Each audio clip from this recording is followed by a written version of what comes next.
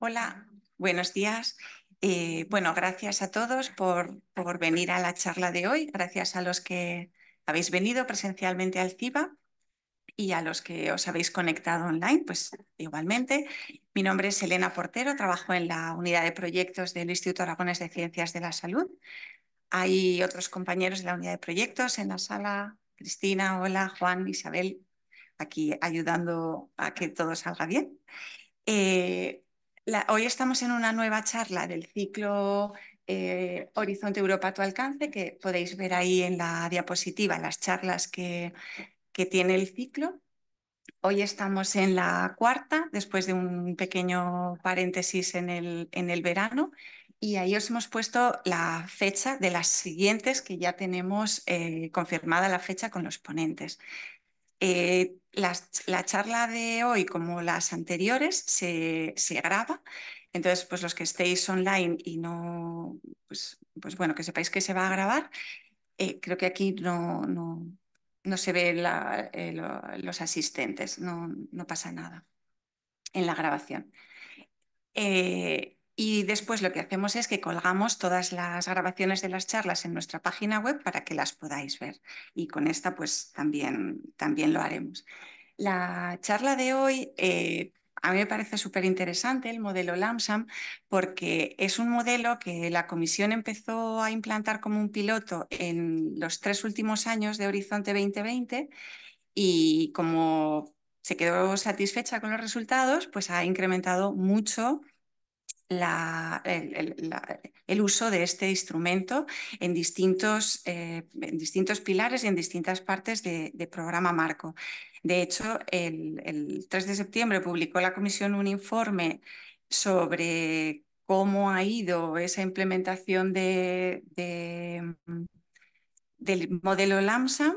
Han analizado cerca de 1.400 proyectos, porque hasta la fecha la Comisión ha firmado cerca de 1.400 proyectos con esquema LAMSAM, y la Comisión sigue estando muy contenta de los resultados que ha conseguido. Si queréis, a los que estamos aquí, luego en el café, podemos poner en común si este esquema nos ha facilitado o no a los participantes. Entonces, pues me parece que es muy interesante la charla de hoy porque es un esquema que se está usando mucho y que se va a usar más, ¿vale? Y bueno, pues para un tema así, pues buscamos a una gran ponente como Carmen y tuvimos la suerte de que ha aceptado nuestra invitación y ha venido. Muchos seguro que la conoceréis. Carmen Bello es graduada en Derecho y ADE por la Universidad de Sevilla. Tiene un posgrado en Promoción y Gestión de Proyectos Internacionales por la Universidad Politécnica de Madrid y varios cursos de especialización en Derecho de la Unión Europea, en fondos europeos y en gestión de proyectos. Anteriormente trabajó como técnico legal y financiero en la Oficina de Proyectos Europeos del Instituto de Salud Carlos III y desde 2020 es punto nacional de contacto de asuntos legales y financieros, primero de Horizonte 2020 y actualmente de Horizonte Europa, dando apoyo especialmente al Sistema Nacional de Salud. Desde septiembre de 2023 entró a formar parte del equipo de la Oficina Europea de FECIT, donde sigue desempeñando las funciones de punto nacional de contacto legal y financiero. Muchísimas gracias, Carmen, por haber venido. En principio, si queréis, si alguien, ¿cómo quieres que hagamos las preguntas? Si Yo creo que de manera dinámica, ahora sí que acaso voy pegando un eso. poco. Y los que estáis online, pues podéis o bien poner las preguntas en el chat o levantar la mano, o la estará un poco pendiente y le irá diciendo a Carmen si alguien de los que están online pues necesita intervenir, ¿vale? Muchas gracias, Carmen. Ya, no sé si se me oye bien en este micro Si no, ponemos o si este. no ponemos este. Este se oye mejor, ¿verdad? Vale. Bueno, pues muchas gracias, Elena, por la presentación y por las expectativas creadas. Bueno, como ha dicho, soy punto nacional de contacto, soy Carmen Bello, soy punto nacional de contactos para asuntos legales y financieros de Horizonte 2020, empecé el último año de Horizonte 2020 y todo Horizonte Europa. Y no, bueno, me están cambiando la presentación y así que, bueno, voy explicando un poco cómo la dinámica. Yo he pensado que para hacerlo un poco más ameno, porque lo que vengo a contaros es bastante denso e intenso, creo que podemos ir haciendo las intervenciones y las preguntas según vayan surgiendo. Según yo vaya explicando las cosas, podéis ir haciendo las preguntas. Si es algo que yo voy a explicar un poco más adelante, os lo digo y lo posponemos al momento en el que llegue. Y si es algo de lo que acabo de explicar, algún detalle, pues también lo podemos comentar. Tenemos 2 horas. Eh, yo calculo que más o menos mi presentación será de 1 hora y media, pero yo tiendo a enrollarme bastante. Y si además metemos las preguntas en medio, vamos a ir bastante ajustados de tiempo. Pero bueno, como os digo, yo creo que va a ser útil para todos porque es un modelo que cada vez va a ser más utilizado. De hecho, ya muchísimas convocatorias que por primera vez se van a presentar con el modelo LAMSAM, como son las del EIC Pathfinder y Transition y las del ERC. Dicho esto, voy a dividir mi presentación en varios puntos. Empiezo hablando de las características y la tipología del LAMSAM, por enmarcar un poco la presentación, y después vamos a pasar a ver cómo afrontar una propuesta LAMSAM y cómo va a ser la evaluación LAMSAM. Aquí voy a diferenciar entre la mayor parte de las convocatorias o todas las convocatorias Horizonte Europa y el ERC Advanced Grant 2024 que va con LAMSAM y tiene características muy específicas. Después vamos a pasar a ver la implementación y haremos lo mismo. Primero veremos la implementación general de todos los proyectos y veremos los aspectos específicos de los proyectos ERC Advanced Grant. Y por último, unas conclusiones, documentos de referencia para que los tengáis a la mano. El modelo LAMSAM es un modelo de financiación, es un instrumento de financiación, como ha dicho Elena, en base a cantidades a tanto alzado, de manera que la Comisión Europea nos va a pagar el presupuesto una vez que hayamos finalizado los Work Packages. Es decir, no nos van a pagar según los resultados que obtengamos y tampoco según los costes en los que hayamos incurrido, como venía siendo habitual hasta ahora, como el modelo de financiación en base a costes reales. Ahora, nosotros en la propuesta nos vamos a comprometer a unas tareas, a unos Work Packages, y nos lo van a pagar el presupuesto si cumplimos y si implementamos esas tareas tal y como las hemos descrito. Esto, como ya sabemos, es un cambio de enfoque en la gestión de los proyectos. La gestión de los proyectos estaba muy centrada en la justificación financiera, en la elegibilidad de los costes. Y la idea de la comisión es eliminar todo ese tipo de obligaciones de reporting financiero para que nos centremos en la implementación técnica, en las actividades técnicas del proyecto. Esto como consecuencia conlleva la reducción de la carga administrativa y por eso la comisión está tan contenta por este nuevo modelo. ¿Cuáles son los argumentos de la comisión? Bueno, que tiene un alto potencial de simplificación para los participantes. Y la comisión dice para los participantes, y esto en cierta medida sí que es cierto, porque da mayor cabida a las prácticas habituales de la entidad. Es decir, si habitualmente nosotros hacemos las cosas de una manera, no tenemos que ajustarlo para hacer la declaración de costes según las reglas que establezca el Model Grant Agreement. Esto lleva consigo la reducción de la tasa de error. Es uno de los grandes problemas de los programas marcos cuando se hacen las evaluaciones, los análisis de la implementación del programa marco, es que hay una altísima tasa de error en la declaración de costes, especialmente la declaración de costes de personal. Entonces, con este modelo, como eliminamos toda obligación de reporting financiero, se elimina toda probabilidad de error. O sea, si no hay reporting, no puede haber error. Entonces, es todo un éxito. Y por último, otro de los argumentos es que facilita especialmente la participación de newcomers, de aquellas entidades que son más pequeñitas o que no tienen tanto músculo administrativo, no tienen una oficina de proyectos con gran trayectoria. Y al no tener esa trayectoria, no están tan habituados a la manera de trabajar en los proyectos europeos, a la manera de preparar los costes y de hacer las justificaciones financieras. Todos estos son los argumentos que pone de manifiesto la Comisión para decirnos que es un gran modelo, pero todos sabemos que la realidad es que esta simplificación es para ellos la mayor simplificación del mundo. Para nosotros, sobre todo si somos coordinadores, implica trasladar la carga administrativa de la ejecución del proyecto a la fase previa. Entonces, ahí es donde yo creo que está el mayor cambio en el enfoque de los proyectos europeos. Pero bueno, es lo que viene, es lo que ya tenemos, así que tenemos que aprenderlo y funcionar con ello. 2 tipologías de LAMSAM. El tipo 1, que solamente lo vamos a encontrar en las ERC, RC Proof of Concept, que ahí nos dicen que vamos a tener una cantidad concreta, ya desde la propia convocatoria nos dicen la cantidad lump sum con la que vamos a contar y nosotros preparamos la propuesta con las actividades. Y el tipo 2, que es el más habitual que nos vamos a encontrar siempre. Vamos a encontrar en una convocatoria un topic en el que se nos dice el presupuesto previsto para ese topic y el número estimado de proyectos que van a ser financiados. Nosotros así hacemos un cálculo, aproximadamente este proyecto nos tiene que costar 1,5 millones, me lo invento.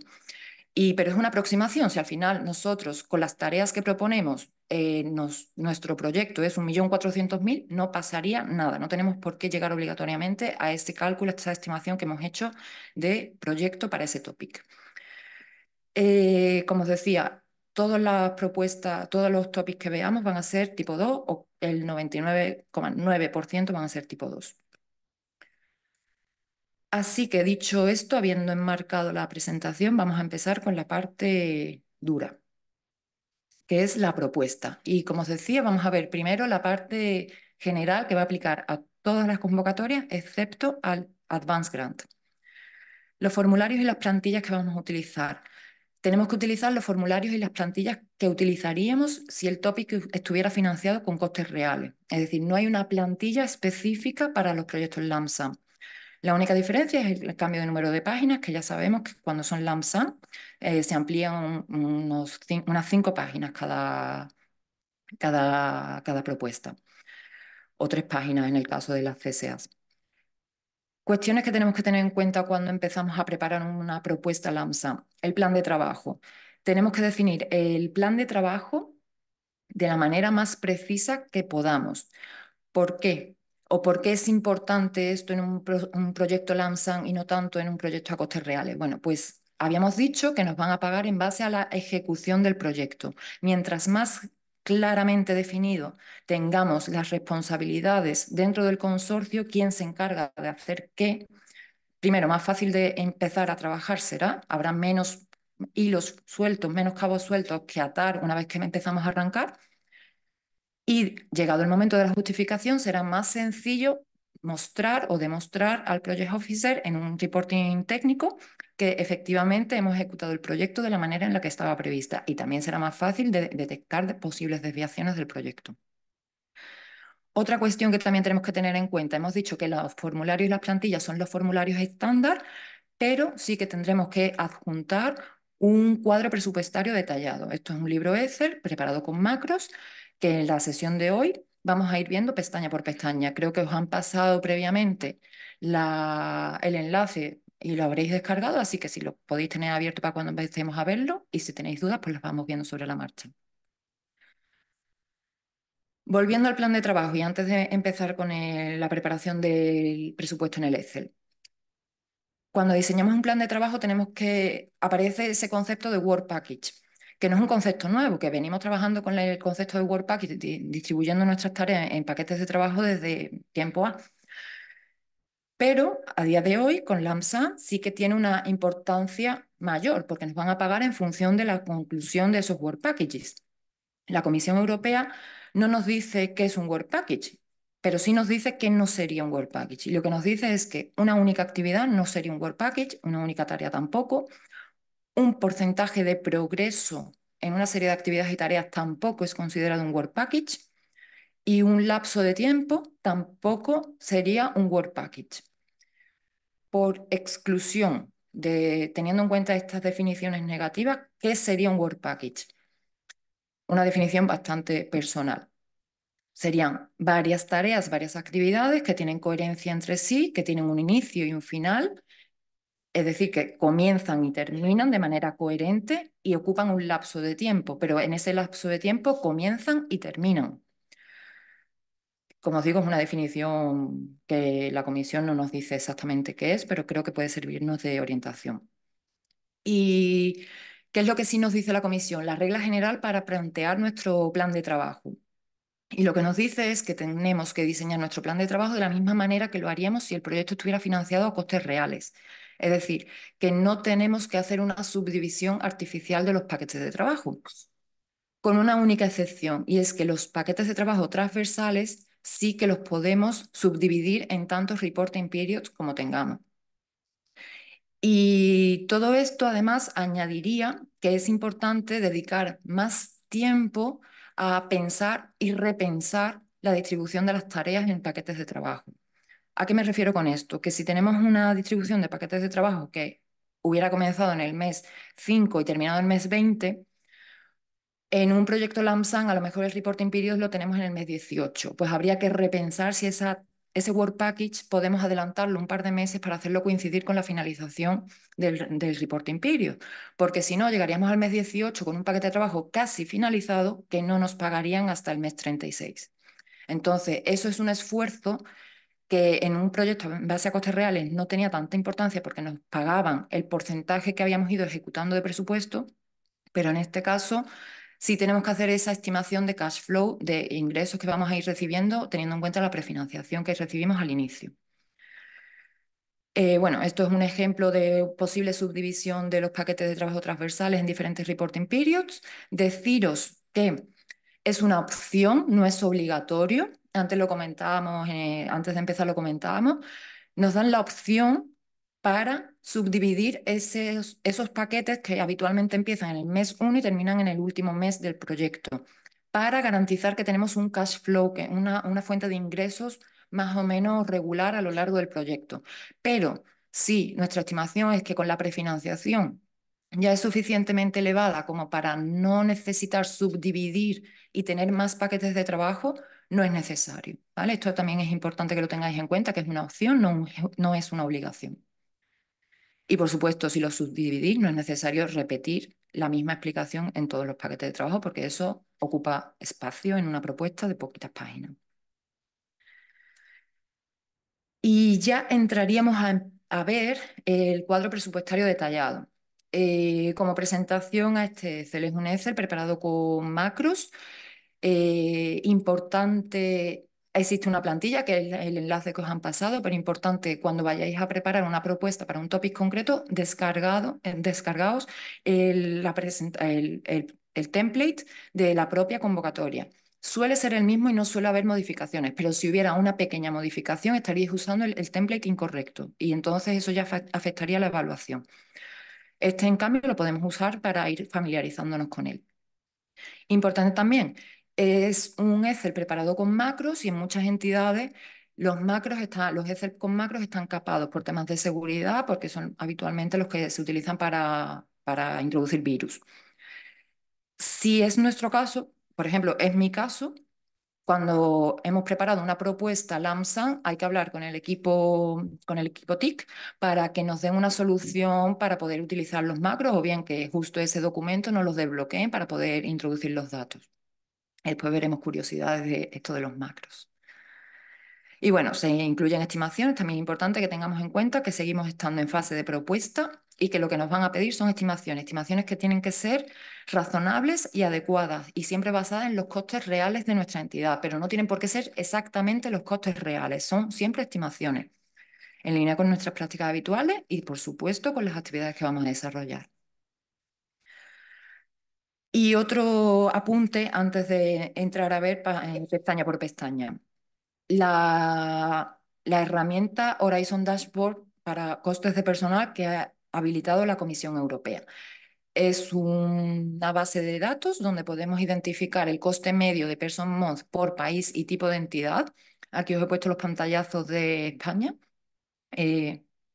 O no lo he cambiado. Sí, he cambiado el de arriba y para compararlo con Alemania, que es el de abajo. Entonces, aquí lo que tenemos que tener en cuenta es que son datos bastante recientes, con Grant Agreement firmados desde 2022 hasta ahora. Es decir, que ya se está teniendo en cuenta la inflación de los últimos años y las subidas salariales de los últimos años. No obstante, no tiene por qué coincidir, o sea, puede ocurrir que en nuestras entidades se hayan llevado a cabo políticas de recursos humanos más favorecedoras y tengamos un coste medio por person month superior al percentil 80. En ese caso, no tenemos que autolimitarnos, no tenemos que cortar el coste, sino que en la pestaña de Any Comments pondremos una aclaración de por qué el coste de personal es superior al percentil 80.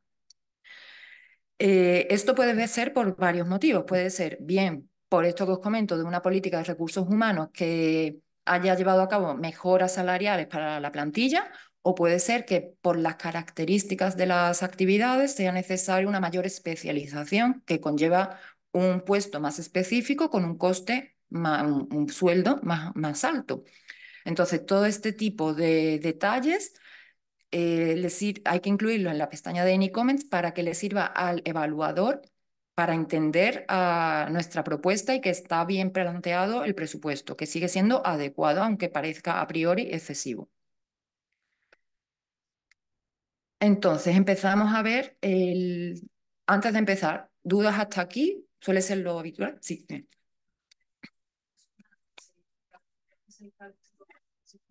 Mm, Te pasan el micro.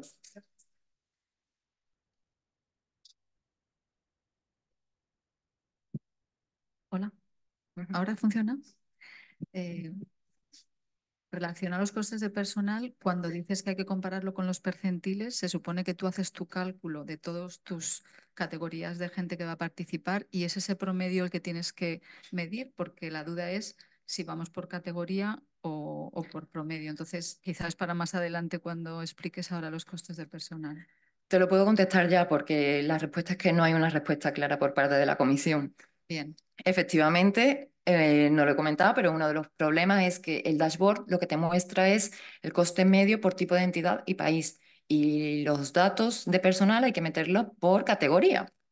Entonces, yo haría categoría por categoría, porque a lo mejor puede ser que un técnico junior esté dentro del percentil 80, o sea, por debajo del percentil 80, y no tengas problema, y un senior no. Entonces pones la explicación del senior. Es una opinión personal Ujú, y siempre tened en cuenta que este tipo de aclaraciones van enfocadas al evaluador. ujú. ¿Cómo entenderá mejor el evaluador nuestra propuesta? Si hacemos un cálculo medio de nuestra entidad o si lo hacemos por perfiles, pues depende tantísimo del proyecto y de las personas que intervengan y que vayan a participar, que va caso a caso y no hay una respuesta estándar por parte de la comisión. Y eso es respecto a esto, pero en muchas ocasiones, muchas de las preguntas que tenéis a la hora de rellenar el Excel de presupuesto, la respuesta es la misma. Explicarlo de la manera en que el evaluador lo vaya a entender mejor. No hay un esto sí y esto no. Hay una zona gris muy amplia. Y por último, has comentado que hay que, digamos, comentar si superas el percentil 80. Entiendo que si te quedas por debajo del 20, lo Igual. mismo, ¿no? No es tan habitual, pero igual. Vale, vale, gracias. Vale. Pues entonces empezamos a ver la plantilla y vamos a ir, lo primero de todo, donde descargar la plantilla, no la de nuestra convocatoria, sino la que está disponible en el portal de Funding and Tenders, en la parte de documentos de referencia, en la parte de templates and forms, en la parte de application forms. Yo sé que es un poco enrevesado de encontrar, pero bueno, aquí os lo dejo paso a paso. Primera recomendación, leed la hoja de instrucciones. Yo lo digo y no lo hago, o sea, consejos vendo que para mí no tengo. Yo me la leí la semana pasada de nuevo para preparar la presentación de esta semana y había visto que habían incluido nuevas aclaraciones. Y dije, ah, pues mira, esto está muy bien.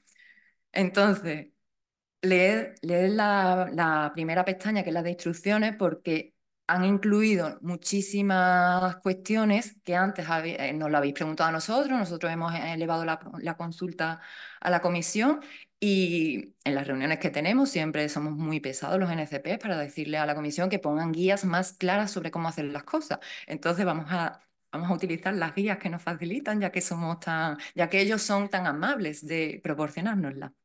Entonces, bueno, aquí os lo dejo como un pequeño guiño y leerosla y yo lo voy a ir contando de todas maneras. La primera pestaña que encontramos que tenemos que rellenar es la de los beneficiarios. Aquí vamos a tener, por cierto, no he actualizado los pantallazos, ahora hay que poner una información un poquito diferente, pero bueno, básicamente es la misma. Entonces, la primera pestaña de los beneficiarios sí permanece igual. Hay que incluir el número de beneficiario que le correspondería, el nombre, el acrónimo, el país al que le pertenece y el porcentaje de financiación, que ya sabéis que hay algunas convocatorias que están financiadas por debajo del 100%. Importante también, cuando lo tengamos, hay que clicar en Apply Changes.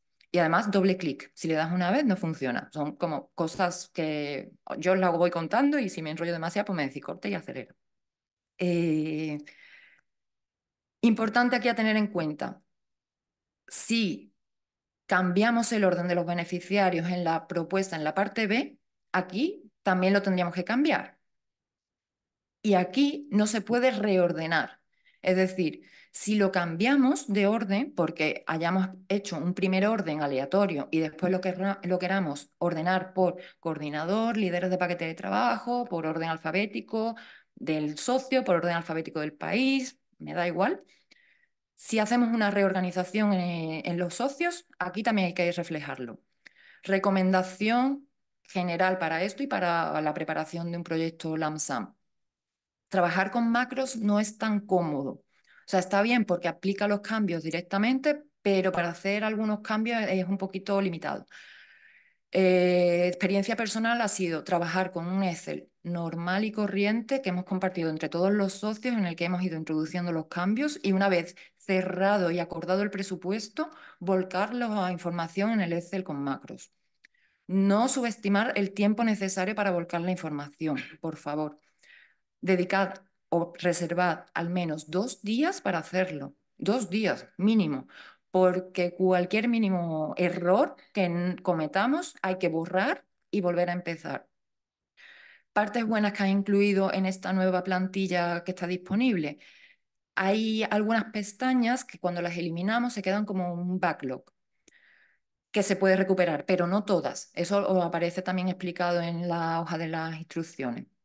Entonces, pues lo que os digo, mi comprobación es, o sea, mi recomendación es siempre, una vez que ya esté cerrado, empezar a volcar la información aquí.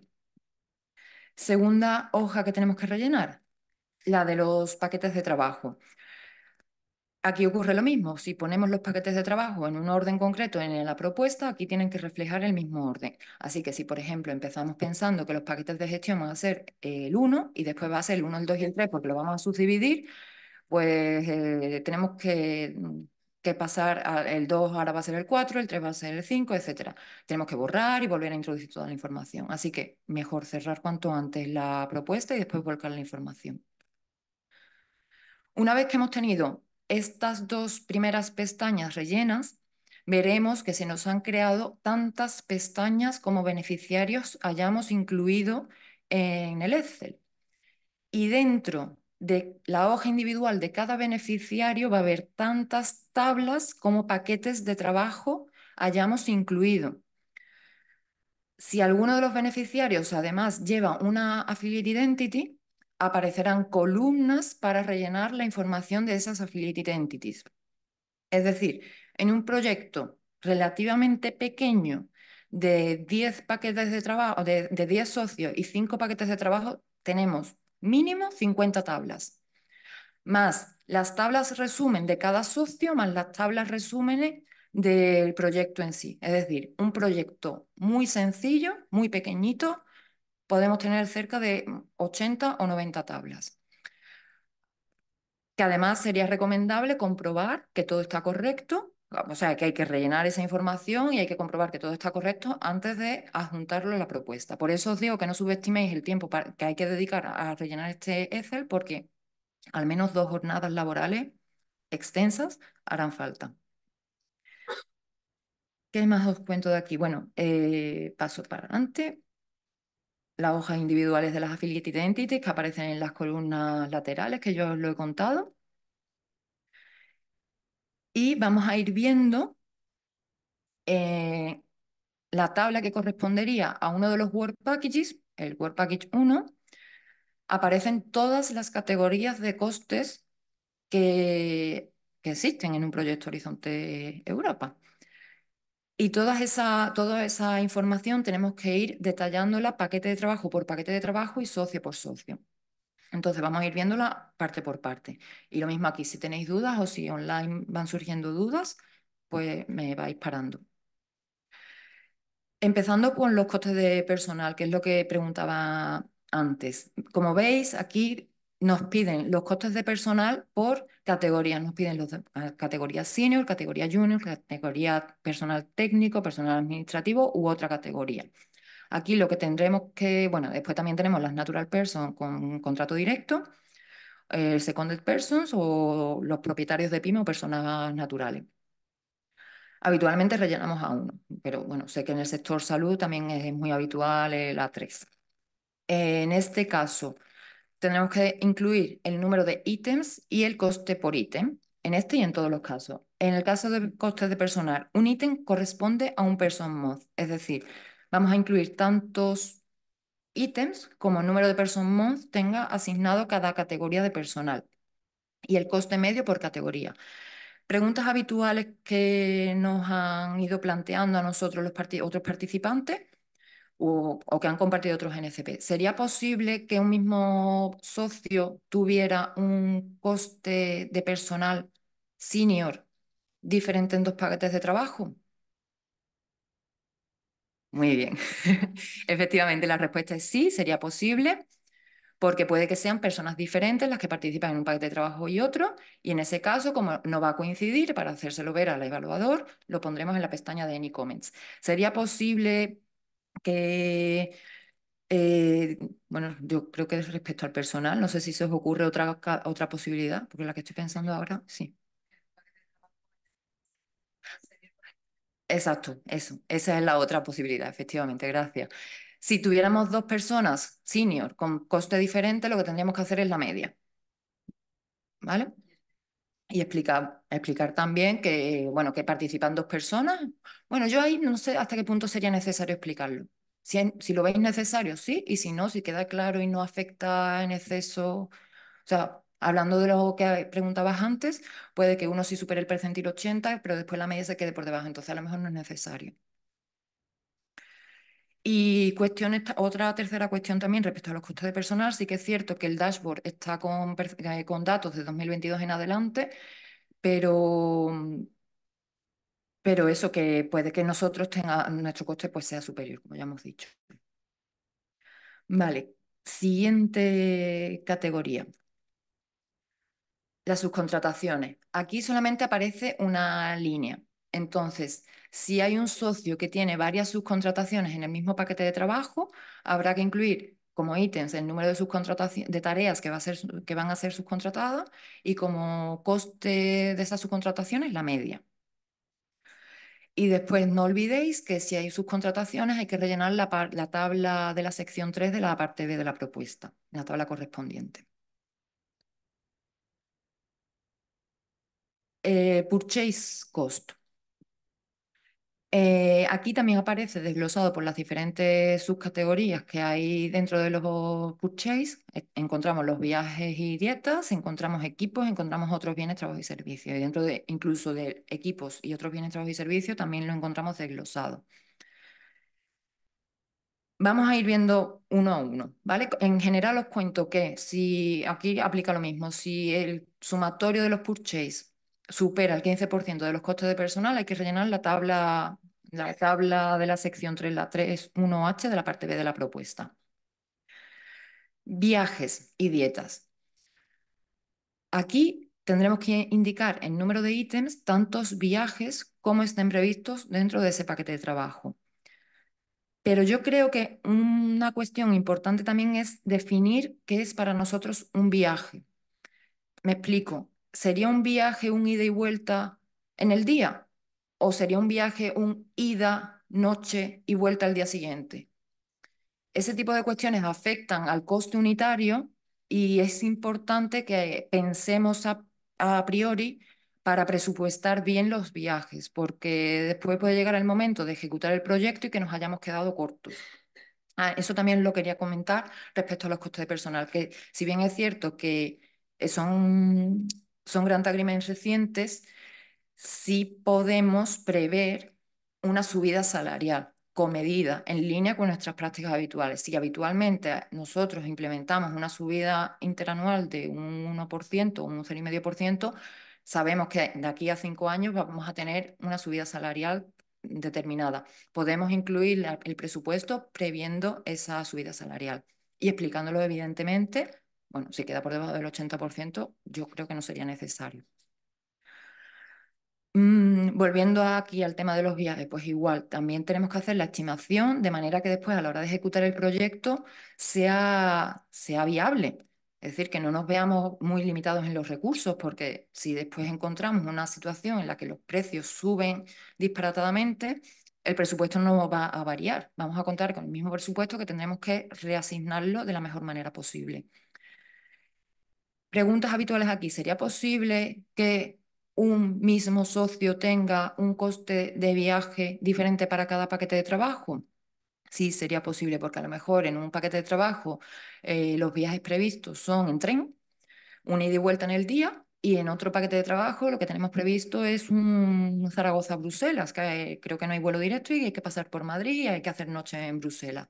Entonces, son costes diferentes y eso también hay que reflejarlo. E incluso dentro de un mismo paquete de trabajo para un mismo viaje sería posible que haya costes diferentes para unos socios y otros, porque hay socios que están mejor conectados y otros socios que están peor conectados.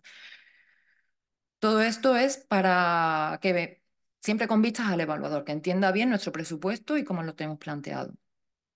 Son muchos detalles que contarlos, es mucho más aburrido que después ponerte a hacerlo, pero bueno, yo prefiero decíroslo. Equipos. Encontramos equipos, infraestructura y otros activos. Si lo que es elegible en nuestro topic es la amortización, nosotros aquí tendremos que cargar la amortización. De hecho, hay una pestaña concreta para hacer el cálculo de la amortización, que si no me equivoco es la siguiente, y después si no vuelvo. En esta pestaña es una pestaña que nos proporciona la Comisión Europea, la plantilla, para que nos ayude a calcular la amortización que podremos cargar en nuestro proyecto. En el caso de que nuestro topic sí que prevea el full cost, en ese caso, en la utilización para el proyecto, bueno, pues pondremos el 100% y haremos lo necesario, ajustar los datos necesarios para que el número de meses a amortizar coincida con los meses del proyecto y la dedicación del equipo al proyecto sea el 100%. Importante aquí, esto es una hoja de apoyo para hacer los cálculos. Después, el resultado que obtenemos lo tenemos que pasar manualmente a la hoja del beneficiario. Y la tercera subcategoría dentro de los purchase sería la de otros bienes, trabajos y servicios. Y en este caso, la dificultad siempre está en definir qué es un ítem, porque aquí sí que no tenemos esa guía por parte de la Comisión Europea, porque depende muchísimo de cada proyecto, de cada temática, de cada consorcio. Si tenéis dudas concretas sobre cómo definir los ítems, por ejemplo, de un fungible, podemos ir viéndolo, no sé, por hacerlo un poco más ameno, y si no, pues, vale. Menos mal que me la habéis traído, ¿eh? Nada, nada, si yo encantada. Es porque tenemos un cierre el día 18, entonces estamos un poco desesperados, ¿sabes? Por eso.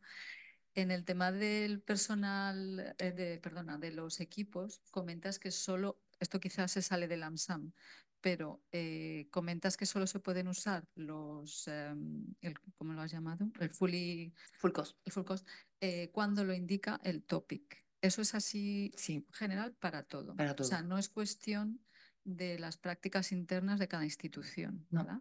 es lo que marque como elegible el topic.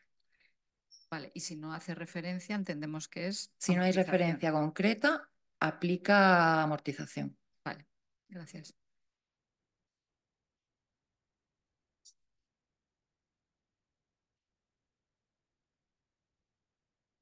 A ver si se oye. ¿Y en viajes? ¿Se puede poner una estimación media por viaje para todos los viajes o esto estaría mal visto por los evaluadores? No, al revés, a eso es a lo que me refería. Una estimación media para, imagino que esa pregunta es online, no sé dónde está. Sí, o sea, efectivamente lo que hay que hacer no es una estimación de viaje por viaje, sino una estimación media para todos los viajes también estaría bien visto. Después, si encontramos el caso de un socio que viene de Islandia, por ejemplo, a lo mejor esa estimación media se le queda corta, que al resto de socios que sean Francia, Italia y Alemania. Porque, bueno, los costes son más similares dentro de continente, Unión Europea continental, que si vienen desde fuera. Entonces, una estimación media, tabla rasa para todos los viajes, en todos los Work Package, para todos los socios, también estaría bien visto. siempre que vaya acorde, o sea, que sea dinero suficiente, y si tenemos algún socio particular, pues se le puede hacer la estimación a ese socio en concreto. Vale. Pues entonces sigo hablando yo, que para eso he venido. Vale, otras pestañas que también aparecen y que prácticamente se rellenan automáticamente serían la de otras categorías de costes, que aquí solamente, bueno, aquí incluyen el Financial Support to Third Parties, las facturas internas, el acceso a infraestructuras, sea virtual o sea físico, y también los costes de los procurement. Estas categorías solamente podremos incluirlas si el topic lo prevé. Bueno, las facturas internas no. Las facturas internas solamente podremos incluir en esta categoría presupuesto si cumplimos con las reglas de elegibilidad, o sea, si nuestra metodología para establecer el coste de facturas internas cumple con los criterios de elegibilidad de Horizonte Europa para facturas internas. Después abajo encontramos el total de costes directos, el total con costes de personal, los costes indirectos que se calculan automáticamente con el 25% y el total de costes que es el sumatorio. Sí, Otra pregunta online. Si los viajes incluyen un hotel, ¿se usa un costo mediano? ¿se usa cómo? El coste mediano. Claro, a eso me refiero. Hay que determinar si para nosotros un viaje va a incluir alojamiento y más o menos tenemos claro dónde van a tener lugar las reuniones. Pues a lo mejor para nosotros un ítem viaje implica un ida, vuelta, más alojamiento, más dieta. Entonces a lo mejor estamos hablando que un ítem no van a ser 150 euros, que es un tren ida y vuelta y poco más. Un ítem a lo mejor van a tener que ser 600 euros. Y vamos a poner tantos números, por ejemplo, habíamos dicho antes 10 socios, ¿no? Pues somos 10 socios, van a viajar 10 personas y todas las personas de todas las entidades vamos a considerar que van a hacer noche. Entonces a todos ellos les vamos a asignar un ítem por 600 euros. ¿Vale? Si quedan dudas con esto, sin problema, ¿eh? Que yo encantada de ver estos casos que son más prácticos. Y, y eso, y una vez que ya tenemos todo relleno, el propio Excel nos ha ido generando unas tablas resumen, muchas tablas resumen. Nos van a generar una tabla resumen para cada beneficiario en la que aparece por cada categoría su presupuesto, que sería lo más similar a lo que encontraríamos en un presupuesto a costes reales. Pero también nos van a generar una tabla resumen de los person months por paquete de trabajo, que nos va a ser muy útil para rellenar la parte B de la propuesta, y también nos van a generar una tabla resumen por paquete de trabajo, es decir, con el presupuesto por categoría asignado a cada paquete de trabajo para todos los socios. Y esto nos va a ser también muy útil para ver el peso de cada paquete de trabajo dentro de la propuesta, porque a lo mejor cuando vemos esta tabla última resumen, vemos que hay paquetes de trabajo que son demasiado grandes en comparación con otros, o al contrario, vemos que hay paquetes de trabajo a los que se le ha dado un peso muy pequeño y a lo mejor en la descripción de las tareas se espera que tenga mayor presupuesto. Y otra de las tablas resumen que se nos genera es la del lump sum breakdown. Y en esta tabla es de doble entrada y vamos a ver el presupuesto lump sum que corresponde a cada socio para cada paquete de trabajo. Esta tabla es importante por muchos motivos. A nivel de propuesta es importante porque es la que va a determinar los datos, al 99% de las veces es la que vamos a tener que volcar en la parte de formularios administrativos, donde también tenemos que seguir rellenando el presupuesto. Y además, después, digo el 99% de las veces porque si tenemos recursos que aportamos al proyecto, pero no reclamamos el coste a la comisión, no se volcará. O sea, habrá, digamos que el lump sum breakdown lo que nos marca es el maximum EU grant amount, pero nosotros podemos pedir un requested amount por debajo del máximo. Y esto se debe a los recursos in kind que aportamos y no reclamamos. Y después, otra importancia que tiene esta tabla es la que posteriormente se va a convertir en nuestro anexo 2 en el Grant Agreement, que por tanto es la que va a marcar la responsabilidad financiera de cada socio. Responsabilidad financiera en caso de incumplimiento frente a la Comisión Europea, en caso de exceso de pagos, en caso de cualquier tipo de reclamación. La responsabilidad de cada socio sigue siendo individual, marcada desde la fase de propuesta, y la responsabilidad técnica sigue siendo compartida, sigue siendo solidaria entre todos. Es decir, nosotros aquí vamos a tener el límite que asume cada socio, pero todos en conjunto son responsables de que el proyecto se lleve a cabo. Entonces, bueno, pues que lo tengáis en cuenta, que si hay unos socios que asumen una responsabilidad muy elevada, pero tenemos dudas de su funcionamiento, pues a lo mejor hay que hacer algunos ajustes. Y sí,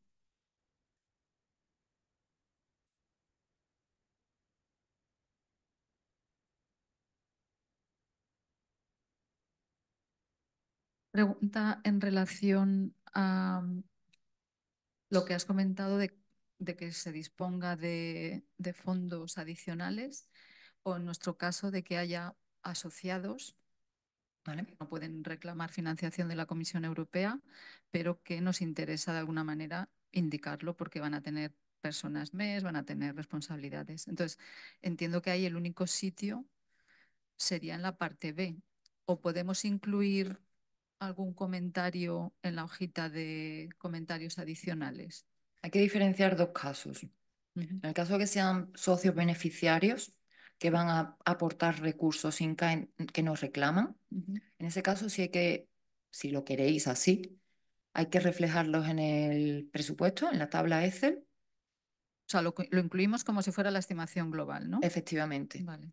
Y después en la información que se vuelca en los formularios online Se pone menos. se pone menos. Vale. Y eso tiene que quedar de una manera clara en la propuesta. No te diría dónde exactamente porque no hay un dónde exactamente.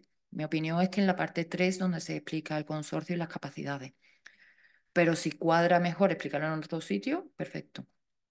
Es por aprovechar la hojita esa de comentarios adicionales que no hay Sí. restricción, ¿no? O sea, ahí nos Y podemos ahí en la apoyar. pestaña de Any Comments yo la llamo la pestaña comodín. Tampoco os coléis. Ah, ya, ya. O sea, con mesura, que los evaluadores son personas. Sí, sí. Pero bueno, que aporte. Y después la otra situación sería los associated partners que has mencionado. Los associated partners no rellenan la tabla de presupuesto. Entonces, lo que tenéis que describir es la contribución, la participación de esos associated y la contribución con la que aportan, los recursos con la que aportan. Pero no hay que rellenar ni la tabla de presupuesto ni la parte A de los formularios. ¿Vale? Porque aquí también hubo dudas en algunas convocatorias, porque si fuera a costes reales sí que hay que ponerlo, pero aquí no. Ujú, Salvo que ahora la comisión nos sorprenda con un topic y cambie ujú. el enfoque, el criterio, pero en principio no. Vale, ¿Vale? gracias.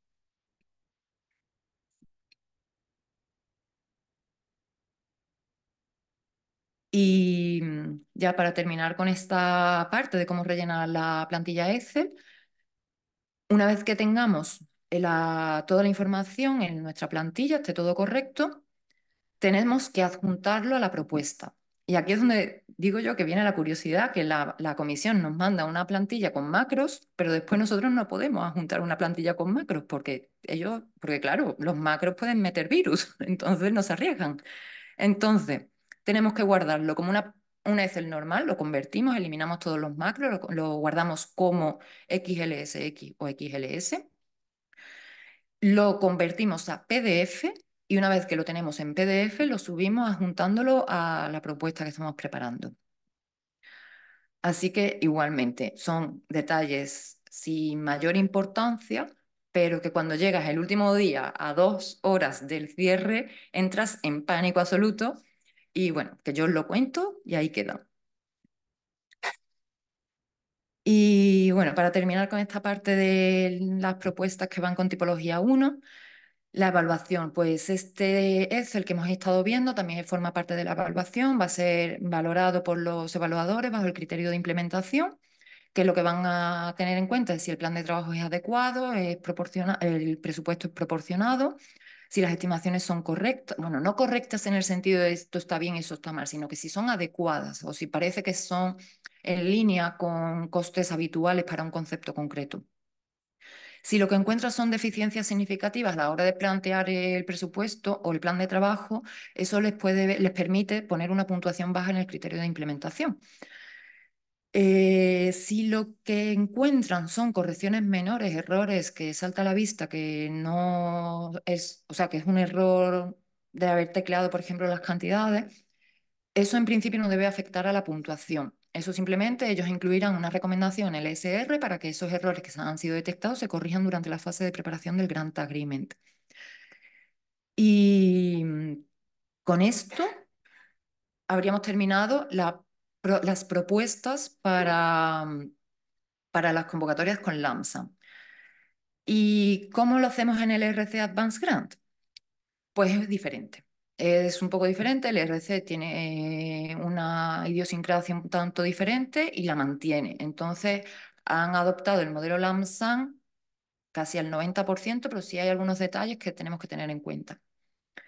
Como por ejemplo, el plan de trabajo en Advanced. ¿Cómo lo vamos a tener que diseñar nuestro plan de trabajo? Pues de la misma manera que lo haríamos en convocatorias anteriores de Advanced Grant.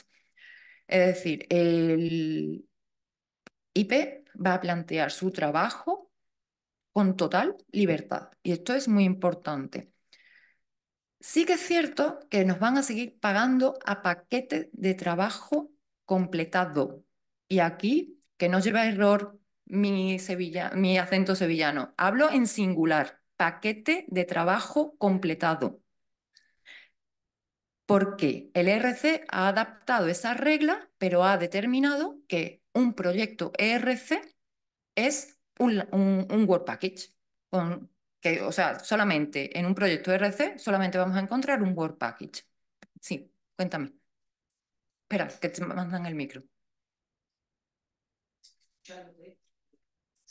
Sobre todo cuando cerraba la convocatoria de Advance, haciendo una reflexión y la quiero hacer contigo. Es decir, cuando te hacen un prefinancing del 80, ¿para qué necesitas hacer un LAMSAM? Vale, pues, o sea, era un poco porque estoy escuchando y te digo, bueno, evidentemente porque no acabo de entender por qué la comisión ha dado el paso. Porque simplifica. ¿Para quién? Ya, aprovecho una duda que me transmitieron el otro día investigadores. Perdona, antes de la duda, o sea, te contesto de una manera más seria, ¿vale? Que soy bromista, pero también muy seria en mi trabajo. Simplifica muchísimo porque el investigador, o sea, ahora el problema o la gestión, el control lo va a tener la oficina de proyectos o la administración de la entidad, de la universidad, del centro en el que se está haciendo la investigación. Porque realmente lo que le da es total libertad al investigador para que haga su proyecto. Y la comisión simplifica 100% su gestión. Lo que pasa es que lo que nosotros vemos, como yo vengo a una oficina de proyectos europeos, es que nos están pasando completa y totalmente la responsabilidad a nosotros. Es decir, Sí. que cuando dicen se ha simplificado para ellos. Sí. Pero no para nosotros porque tenemos que hacerlo exactamente igual que antes. Sí. Vale. O incluso más. Eso nos lleva al tema de los paquetes, porque claro, yo en los proyectos que hemos presentado ahora ha habido un solo paquete, pero claro, algunos venían ya de propuestas anteriores, con lo cual hemos respetado los paquetes que el investigador había definido, que ahora se llaman tareas, pero la duda que nos han hecho es, en próximos años eso no va a cambiar, podrá seguir teniendo diferentes tareas o nos van a pedir que lo hagamos ya como un LAMSAM de verdad en un paquete único que te prefinancian al 80%. Pues no tengo respuesta, porque sé que la convocatoria, o sea, el IRC si tiene intención de ir ampliando el LAMSAM a otras, o sea, va a continuar con Advanced Grant e ir ampliando a Starting o Consolidator. Y ha empezado por LAMSAM por un motivo que os cuento al final. Y cómo, o sea, han empezado su curva de aprendizaje con el LAMSAM desde ERCEA. Cómo se vaya desarrollando va a ir en función del aprendizaje que hagan con estas primeras convocatorias, con estas primeras evaluaciones, con estos primeros proyectos que se financian con LAMSA, con los informes intermedios que sí que tienen que tener a mitad del proyecto, etcétera, etcétera. Si finalmente determinan que se evite a toda costa el concepto Work Package para no confundir los Work Package de tareas con el Work Package de ERC que se paga el 80% y el pago final, puede que sí o puede que no. No lo tengo en mi mano. No, lo que nos lleva a otro tema, los reporting periods ahora ya no están. Claro, Pero hay no, un informe intermedio obligatorio para detectar desviaciones. pero claro, el tema es, no es lo mismo en un proyecto de 300.000 euros que en una RC de 3.300.000. Es decir, si tú llegas al final sin haber hecho ningún control previo, te puedes encontrar sorpresas muy... Hablo ya desde el territorio, no Sí, desde sí, el sí, mapa. sí, sí. Lo tenemos que tener muy en cuenta. Claro, de hecho, yo tengo investigadores que me dijeron, no, quita el dinero de auditorías, ya no hace falta. Claro, nos lleva a que quizás la comisión está yendo hacia sitios que luego en el día a Que día luego, del terreno no que son luego nada. no va a saber cómo volver para atrás, porque no va a encontrar el camino. No, pues me alegra ver tu Sí, perspectiva. no tengo la, o sea, sí que es cierto y es una opinión generalizada que el AMSAM simplifica 100% a la comisión y es una opinión también generalizada que la responsabilidad la traslada en los casos de los proyectos consorciados al coordinador y en cualquier otro proyecto a la administración de, o sea, a los órganos que gestionan dentro de cada entidad. Porque claro, tú ahora tienes que pelear con tu investigador que sabe que has recibido el 80% y decirle que hay que ir con mesura. Que eso no es fácil, Y eso no es fácil. Y estamos hablando de universidades, en mi caso, pero Sí, claro, sí, si sí. hablamos de otras entidades, eso es muy complicado, Mm. Porque claro, nosotros tenemos unas reglas que ya son muy restrictivas, pero otras empresas no son tan restrictivos. Sí, Si cuando llevas gastado 2.800 descubres que no lo has hecho bien, claro. nos vamos a reír todos, Sí, sí, sí. Es un aprendizaje que vamos a vivir juntos y de la mano. Gracias. Vale, y eso, y después si acaso vamos a volver sobre este tema del control que hay que hacer, ¿vale? Sí, dime. Sí, claro. ¿Se oye regulín?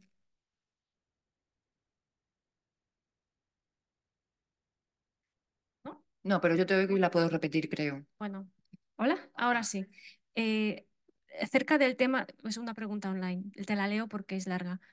Cerca del tema discutido al principio de poner muchos detalles en el plan de trabajo, nosotros estamos encontrando grandes dificultades en preparar un transition project porque el número de páginas es tan solo 22 y con 9 paquetes de trabajo.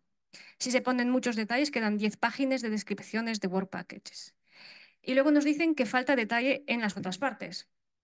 ¿Cuánto detalladas deben ser las descripciones? Pueden hacer un ejemplo concreto, por ejemplo, suponiendo un task de integración de un software que incluye uso de varias partes, estándares, servicios cloud, etc. A poner detalles se acaba con media página por un solo task. Es una pregunta de difícil respuesta. Además, es de difícil respuesta desde mi posición como legal y financiero, que es transversal. Recomendación, ya no solo como NCP de legal y financiero, también habiendo tenido la experiencia tanto en oficina de proyectos como evaluación de algunos proyectos. Tantos detalles como creáis que es necesario para que el evaluador entienda el objetivo. Es que no puedo decir otra cosa que no sea eso, porque aunque me pongas el ejemplo concreto, yo no estoy en la piel del evaluador. Yo no sé si con media página es suficiente, es adecuado o es excesivo. A lo mejor con 3 líneas menos podría haber bastado, o a lo mejor, o sea, no es un tema tanto de cantidad, sino de eficacia en transmitir el mensaje y el objetivo de nuestra tarea. Siento no poder ser más concreta. Y bueno, si es una propuesta para el cierre de... Si es una propuesta para el cierre de Transition, habías dicho, para estas cuestiones o posibles revisiones de propuestas, aunque ya estamos un poco a última hora, que contacten tanto con Pablo como con Marta, que son NCPs de Transition y de Pathfinder. Entonces, bueno, pues a lo mejor en estos casos pueden orientaros un poco mejor que yo, que soy más transversal.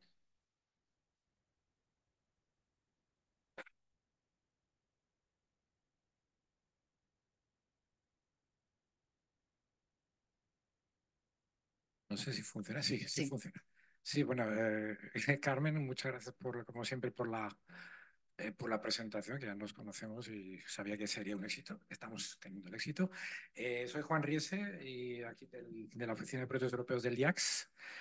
Anteriormente voy a intervenir como ex NFP y al respecto. Entonces, un poco complementando, el proyecto tiene que ser un equilibrio realmente. Entonces, también el presupuesto debe ser justificado por lo que estás pensando que va a ser el proyecto. Tiene que haber una explicación no tan concreta como un paper, que por eso sería excesivo, porque aburriría al panel de evaluación. El panel de evaluación es heterogéneo también, hay de todas partes. Puede ser científicos, puede ser industriales, puede ser sociólogos, puede ser de cualquier sitio. Pero si ya al inicio, en el resumen, sobre todo, ya se está explicando lo que va a ser, con que pensando que una persona más o menos letrada pueda entender ese proyecto, qué se quiere hacer en líneas generales, y luego entrar en detalle cuando realmente la persona que está desarrollándolo pueda decir, esto conviene que lo sepan. Es difícil dar un consejo realmente, porque depende del proyecto. Pero yo en aquel entonces decía, darlo a leer a alguien que no es directamente implicado en ese proyecto, sino que el borrador lo revise y diga, lo entiendo, sé de qué va, pero hay una cosa que me gustaría o que se detallara más. Yo creo que eso sería un par de consejos que a lo mejor serviría, pero es un equilibrio muy delicado. Tampoco sabes quién va a ser el panel de evaluación, con lo cual pues estás ahí en un terreno de incertidumbre. Pues nada, ya no quiero más enrollarme. Gracias. Ex NCP y ex compañero de casi pared con pared. Gracias, Juan, por aportarnos luz siempre. Y yo no paro de aprender con Juan, en realidad, ¿no?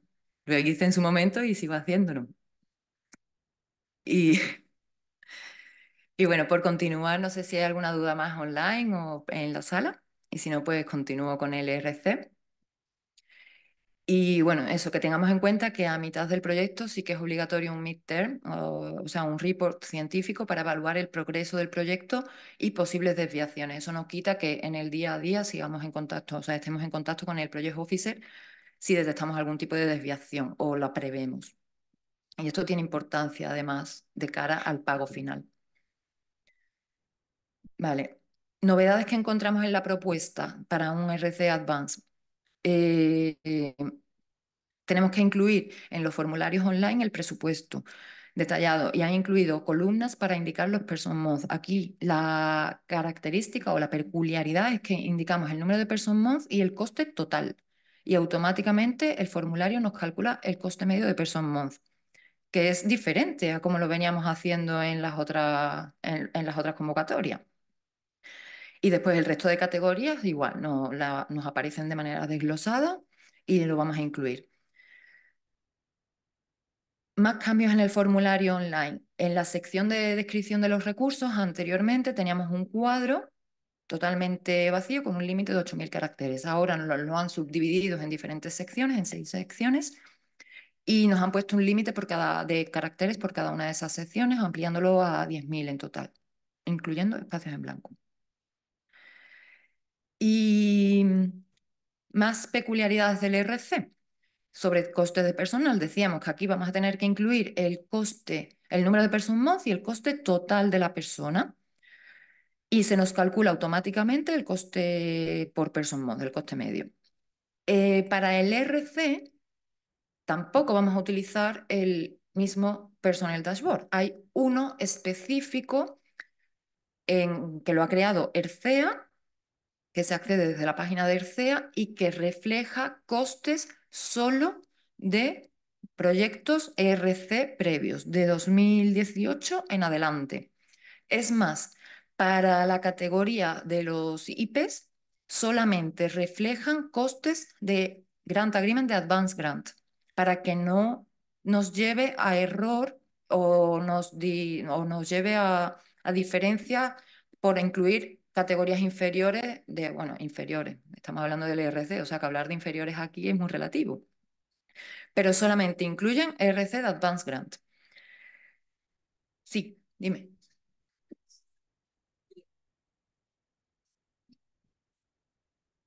Claro, y al final tienes que calcular las personas mes y el coste total de ellos, pero claro, casi lo tienes que hacer al revés.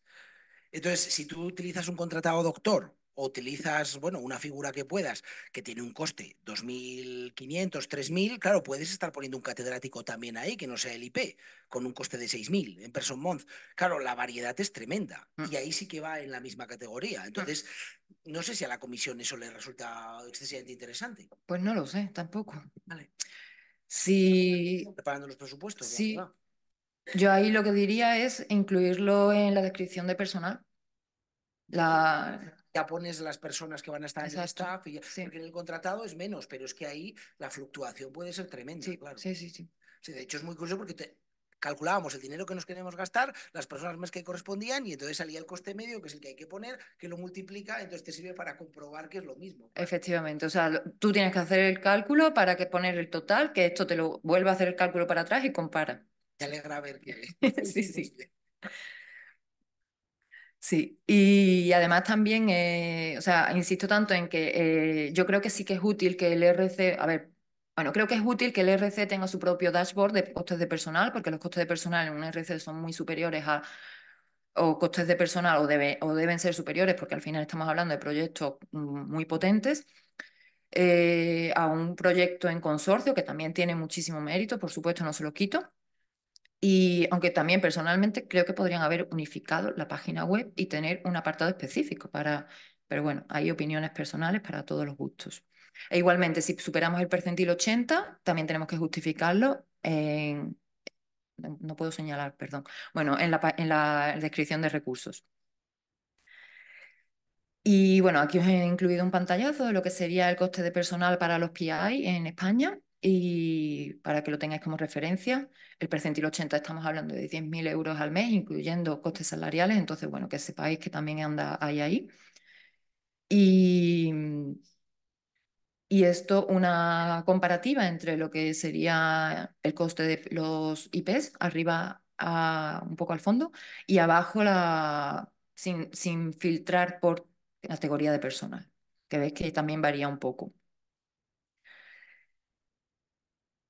Y un cambio más que desde mi punto de vista es de los más importantes para las propuestas RC de Advanced Grant es el anexo de los equipos. Es un anexo nuevo que no tenemos que poner el cuadro detallado, el cuadro presupuestario detallado, pero sí es obligatorio adjuntar un Excel en el que se da detalle de los equipos, los haya o no los haya. Es decir, el sistema está preparado para que detecte si se ha adjuntado este documento. Si no se adjunta este documento, determinará que la propuesta está incompleta y nos sacará del proceso. Entonces, por una tontería de así, podremos quedar fuera después de toda la preparación que conlleva.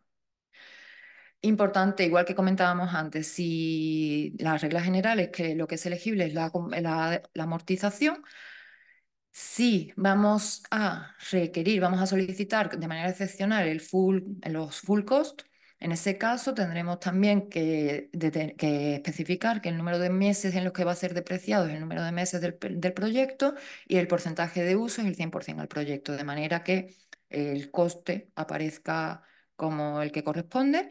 Y en la columna de comentarios habrá que indicar que se está solicitando el full capitalized cost, ¿vale? Y el por qué, los motivos del por qué también hay que incluirlos en la descripción de los recursos de los formularios online.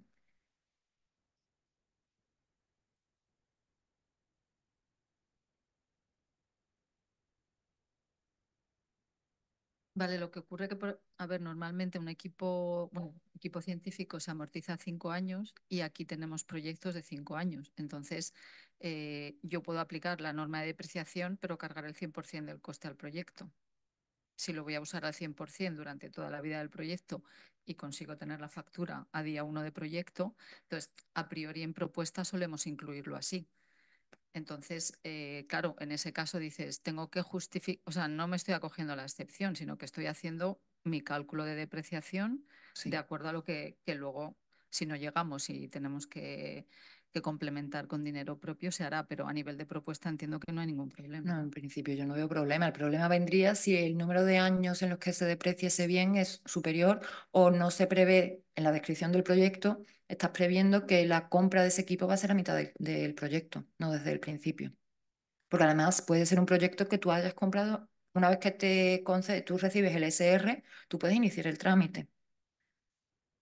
O sea, la amortización, lo bueno que tiene es que tú también puedes declarar un equipo que has comprado previamente siempre que no esté 100% amortizado en contabilidad.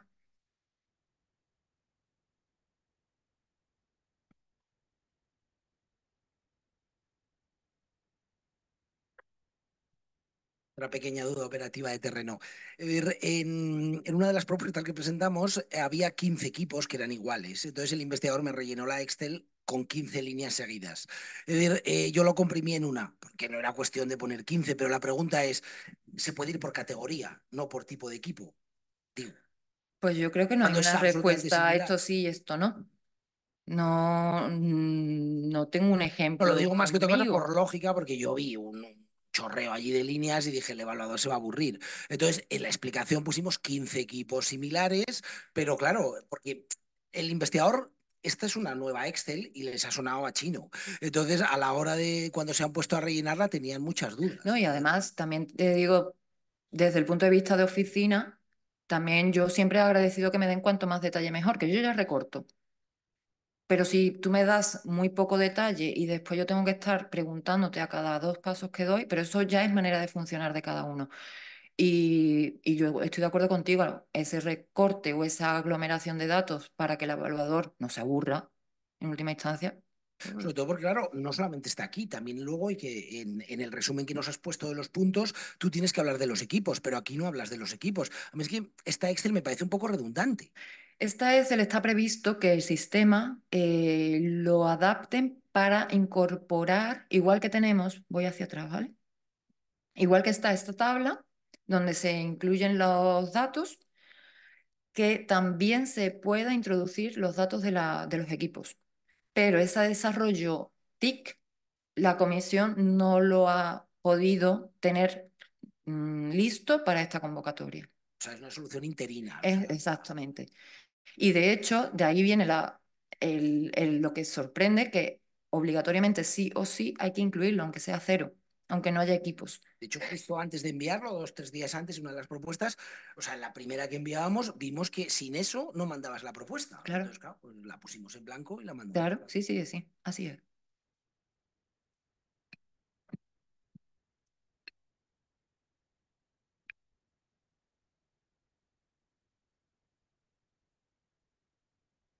Vale, y ya llegando a la evaluación, también otra de las dudas habituales para la evaluación del RC con LAMSAN era que, bueno, que decíamos que los proyectos, aunque fueran LAMSAN, seguían siendo evaluados por los 3 criterios y que el presupuesto y el plan de trabajo caían bajo la implementación, pero LAMSAN lo que se evalúa es excelencia.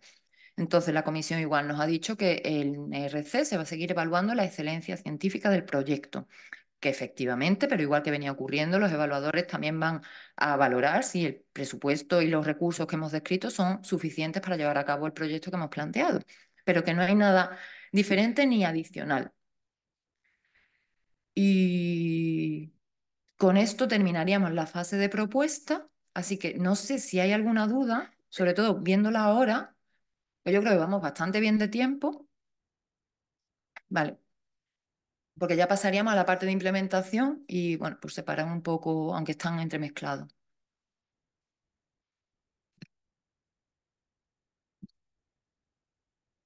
A ver, a mí me surge la duda un poco a la hora de estimar lo que es el ítem de viaje, en este caso, ¿vale? Porque igual que hay proyectos que van a costes unitarios que te proponen tablas en las que te dicen, pues según el kilometraje, los kilómetros que tengas, este es el importe. Según el país en el que vaya a ser el alojamiento, este es el importe. Entonces, en este caso, ¿te recomienda basarte en algunas tablas a la hora de calcular el ítem, lo que es un ítem de viaje, o es a consideración de la entidad según lo que te haya costado anteriormente el viaje a otro investigador a X sitio? Porque lo veo como pues un poco abierto cuando hasta la fecha, quiero decir que es verdad que esto es tanto alzado, cambia el enfoque, como has dicho, pero que siempre te han recomendado apoyarte en algunas tablas, por no hablar ya del Real Decreto 2002 Del 99. que está bueno. Súper actualizado. Un poco por saber a la hora de estimar en qué es mejor basarse, a costes reales de lo que hayas tenido recientemente facturas sobre ese viaje o si se puede utilizar o se recomienda utilizar alguna tabla. Se recomienda utilizar prácticas habituales de la entidad. Los proyectos, o sea, los presupuestos en propuesta tienen que estar basados en estimaciones y esas estimaciones se tienen que hacer teniendo en cuenta los datos reales, los costes reales en los que ha incurrido la entidad. En el caso de los viajes, los proyectos Horizonte Europa siguen yendo a costes reales, no aplican esos costes unitarios que sí que aplican en EU for Health y otros programas. Por suerte, en Horizonte Europa, no. Porque también, bueno, la complicación, eso también daría para otra charla del tema de los costes unitarios en viajes. Dicho esto, seguimos en Horizonte Europa. Los costes, tenemos histórico de costes reales de viajes en otros proyectos Horizonte Europa o más allá de Horizonte Europa, porque no tiene o sea, no tiene que haber una... O sea, tenemos que seguir las prácticas habituales de la entidad y las prácticas habituales de la entidad tienen que aplicar independientemente de que sea Horizonte Europa o no sea Horizonte Europa, sea un proyecto nacional o sean recursos propios, más allá de cualquier proyecto concreto. Uniendo todas estas ideas que te voy soltando, nosotros ya tenemos la elegibilidad de los costes de viaje en Horizonte Europa, en costes reales, serían las prácticas habituales de la entidad. O bien vuestras prácticas internas tenéis unas tablas o unos límites o se puede viajar en turista pero no en business, o a partir de X horas de viaje se puede contratar una categoría superior de viaje, o dependiendo del número de noches de estancia se puede contratar una categoría u otra, o siempre vamos a tener que contratar alojamiento y desayuno, o solamente alojamiento porque el desayuno va incluido en las dietas. Todo eso entra dentro de las prácticas habituales de vuestra entidad, vuestra normativa interna de viajes. Y en base a eso es lo que tenéis que preparar las estimaciones para la propuesta. No sé si contesto. Que en otros programas te ponen unas tablas obligatorias de costes unitarios. Pues eso es otro programa diferente, con otras reglas diferentes y hay que ver cómo casan las reglas habituales con las tablas unitarias. Pero en este caso, por suerte, no. En este caso sería basado en vuestros costes reales.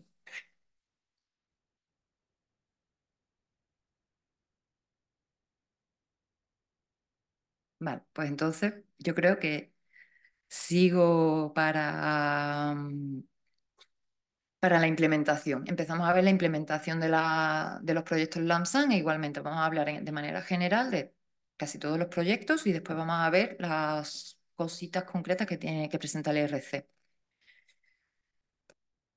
Consideraciones previas. No sé si se ve.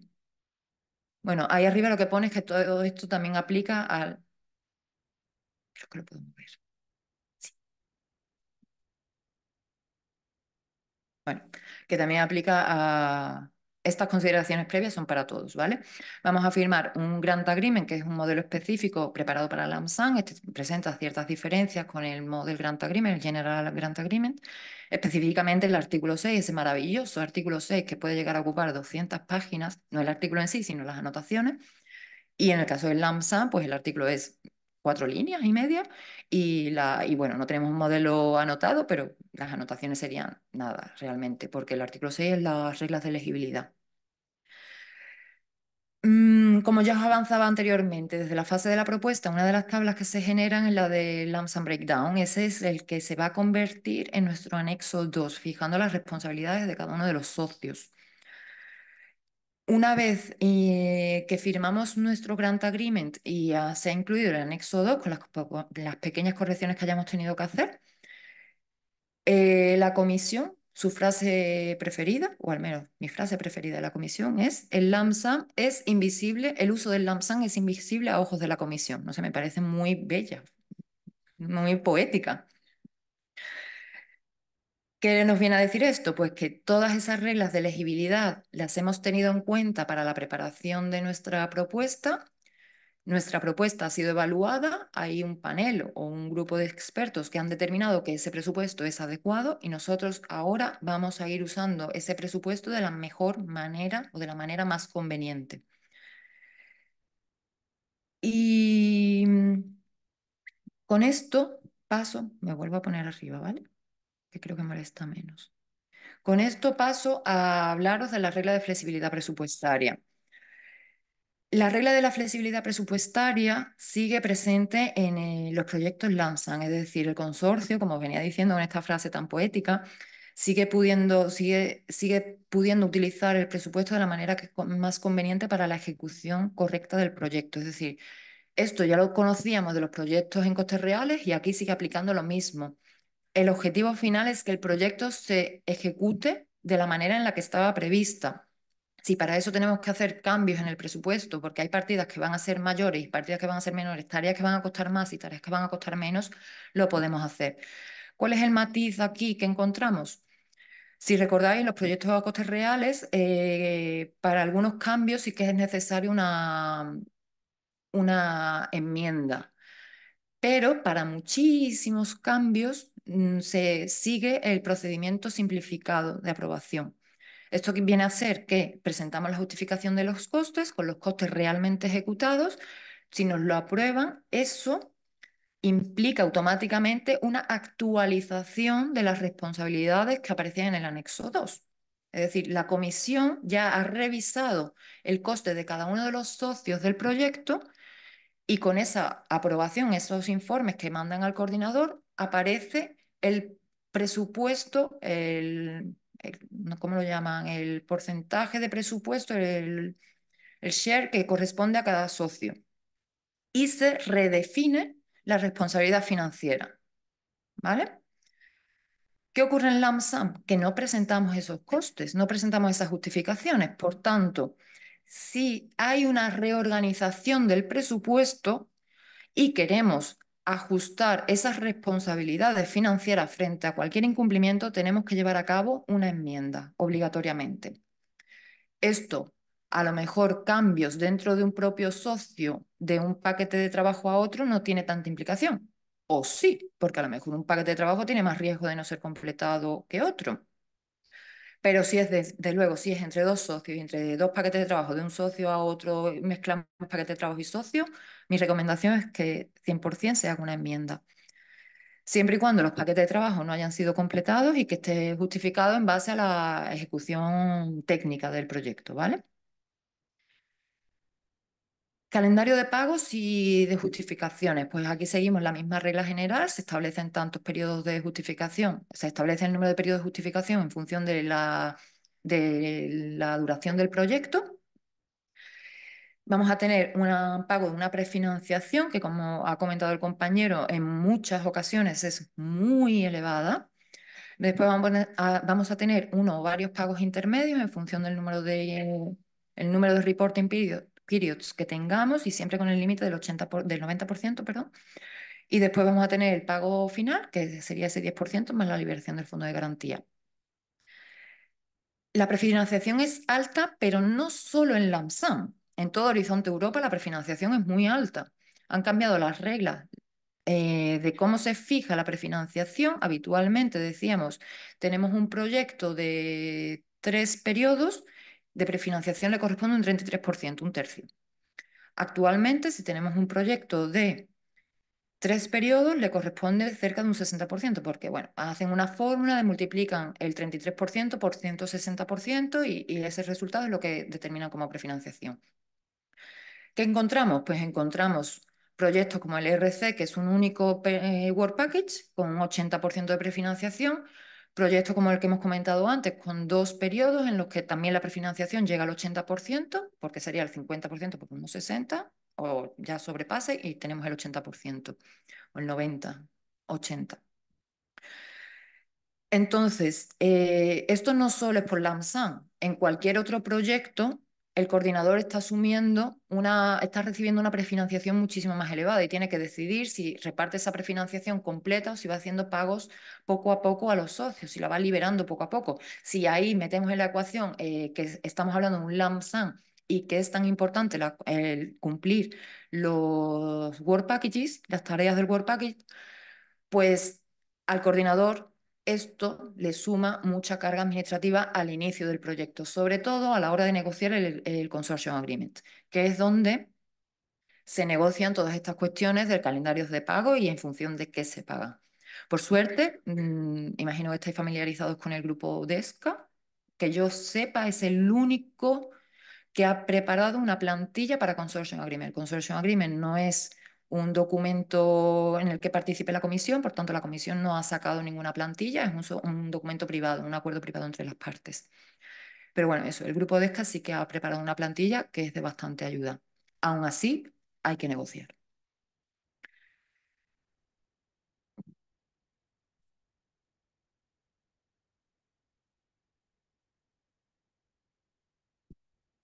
Una pregunta en relación a cómo se organiza el consorcio para minimizar riesgos en la ejecución financiera, digamos, según los paquetes de trabajo vayan terminando, y el tema, por ejemplo, de la compra de equipos. Porque hemos tenido casos donde el coordinador te forzaba de alguna manera a poner todo el equipo en un paquete de trabajo que acaba, o sea, que al final es una locura el poder, porque claro, eso luego te afecta a la amortización que puedes reclamar dependiendo de la duración del paquete de trabajo. Entonces, no sé si ahí hay alguna recomendación, porque, claro, nosotros, bueno, estamos acostumbrados, por lo menos en Universidad CSIC, a que, digamos que si tienes que comprar el equipo día 1, lo vas a comprar. La institución te va a dejar comprarlo. Normalmente en costes totales te aseguras de minimizar los riesgos, pero claro, ahora eso cambia. Entonces, en el tema del equipamiento, no sé si de los proyectos que ya han ido sucediendo, tenéis algún tipo de sugerencia. Vuelvo a cómo presentarlo en la propuesta para luego que en ejecución todas No. estas cosas no compliquen en demasía, ¿no? Haciendo memoria, sí, más o menos creo que entiendo creo, ¿eh? No recuerdo que me hayan planteado cuestiones problemáticas a la hora de negociar el Consortium Agreement en relación con la compra de equipo y la responsabilidad que asume una de las partes adelantando el dinero de la compra sin saber si después va a poder recuperar el dinero por el Work Package. Pero veo el mismo riesgo, a ver, veo un riesgo mayor por el tema del equipo, por el precio, el coste que suponen, pero sería el mismo riesgo que el personal empleado que se dedica a ese Work Package o que se dedica a varios Work Package, que reparte su jornada entre diferentes, un contratado, por ejemplo. Tú al final estás contratando a una persona, le estás pagando sus nóminas todos los meses y esa persona está contratada 100% al proyecto y no trabaja en un único paquete de trabajo, trabaja en varios. También es un riesgo que está asumiendo la institución, de manera que si finalmente uno de los Work Package no es finalizado, no va a recibir ese dinero. No sé si te sirve la comparativa y no se me ocurre manera de hacer solidaria esa responsabilidad entre los socios. Porque al final es un equipo que entiendo que lo va a usar la entidad, no van a usarlo varias entidades. Si lo usaran varias entidades de manera compartida, Necesario para la ejecución de las tareas que luego afectan al resto de... Bueno, que es una cuestión un sí. poco complicada, ¿no? Por eso, si son cuestiones así, o sea, por eso digo que está muy bien tener la plantilla de ESCA, pero después cada proyecto es diferente y hay casuísticas que a lo mejor hay que reflejar e incorporar al Consortium Agreement.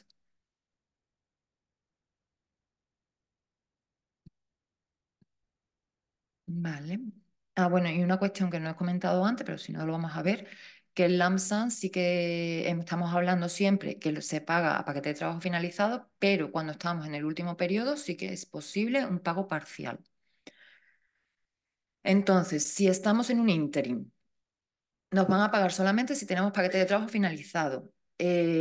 Ha habido una duda muy frecuente sobre si con este modelo la comisión va a fiscalizar más el trabajo, la implementación técnica. Ahora vamos a ver también estadísticas, pero bueno, la respuesta de la comisión siempre ha sido que no, que el control que se va a llevar de los informes técnicos es similar al que ya se lleva en los proyectos de costes reales. Si se han llevado a cabo las tareas tal cual y el Project Officer acepta o aprueba el informe técnico, nos pagarán el 100% de ese paquete de trabajo. Si faltan algunos elementos, pero se han hecho tareas esenciales o se han llevado a cabo tareas equivalentes, también lo podrá aceptar y nos pagará ese paquete de trabajo. En todo caso, si hay un paquete de trabajo que el Project Officer determina que está incompleto, se abrirá ese periodo de comunicación, por llamarlo de alguna manera, en el que nosotros enviaremos al Project Officer los argumentos o las observaciones de por qué sí debería ser aceptado como completo por el trabajo que se ha hecho. Si finalmente se confirma, el Project Officer determina que no está completado, pues en ese caso simplemente tendremos que seguir trabajando en el Work Package hasta completarlo.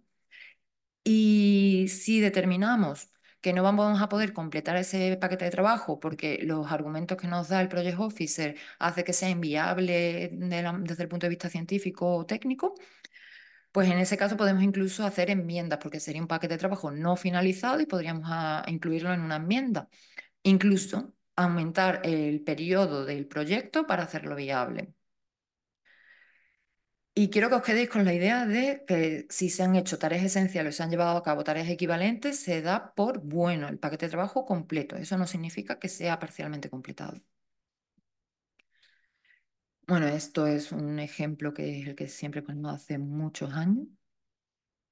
Y en el caso de que estemos al final del proyecto y finalmente haya algún paquete de trabajo que no lo hemos podido completar, en ese caso se nos abre la posibilidad de indicar que está parcialmente completado y el porcentaje en el que se ha completado ese paquete de trabajo. Y volviendo a cosas que hay que negociar en el Consortium Agreement, ¿cómo se determina el porcentaje? Pues es una de las cuestiones que es recomendable prever en el Consortium Agreement cómo se va a tomar esa decisión. ¿Va a ser el socio encargado de la tarea? ¿Va a ser el grupo que participa en esa tarea? ¿Va a ser el Work Package? ¿Va a ser el líder del Work Package? ¿Va a ser la General Assembly? En fin, posibilidades hay muchas y va a depender de cada proyecto y de la estructura de gobernanza que tenga cada proyecto, del tamaño también de cada proyecto.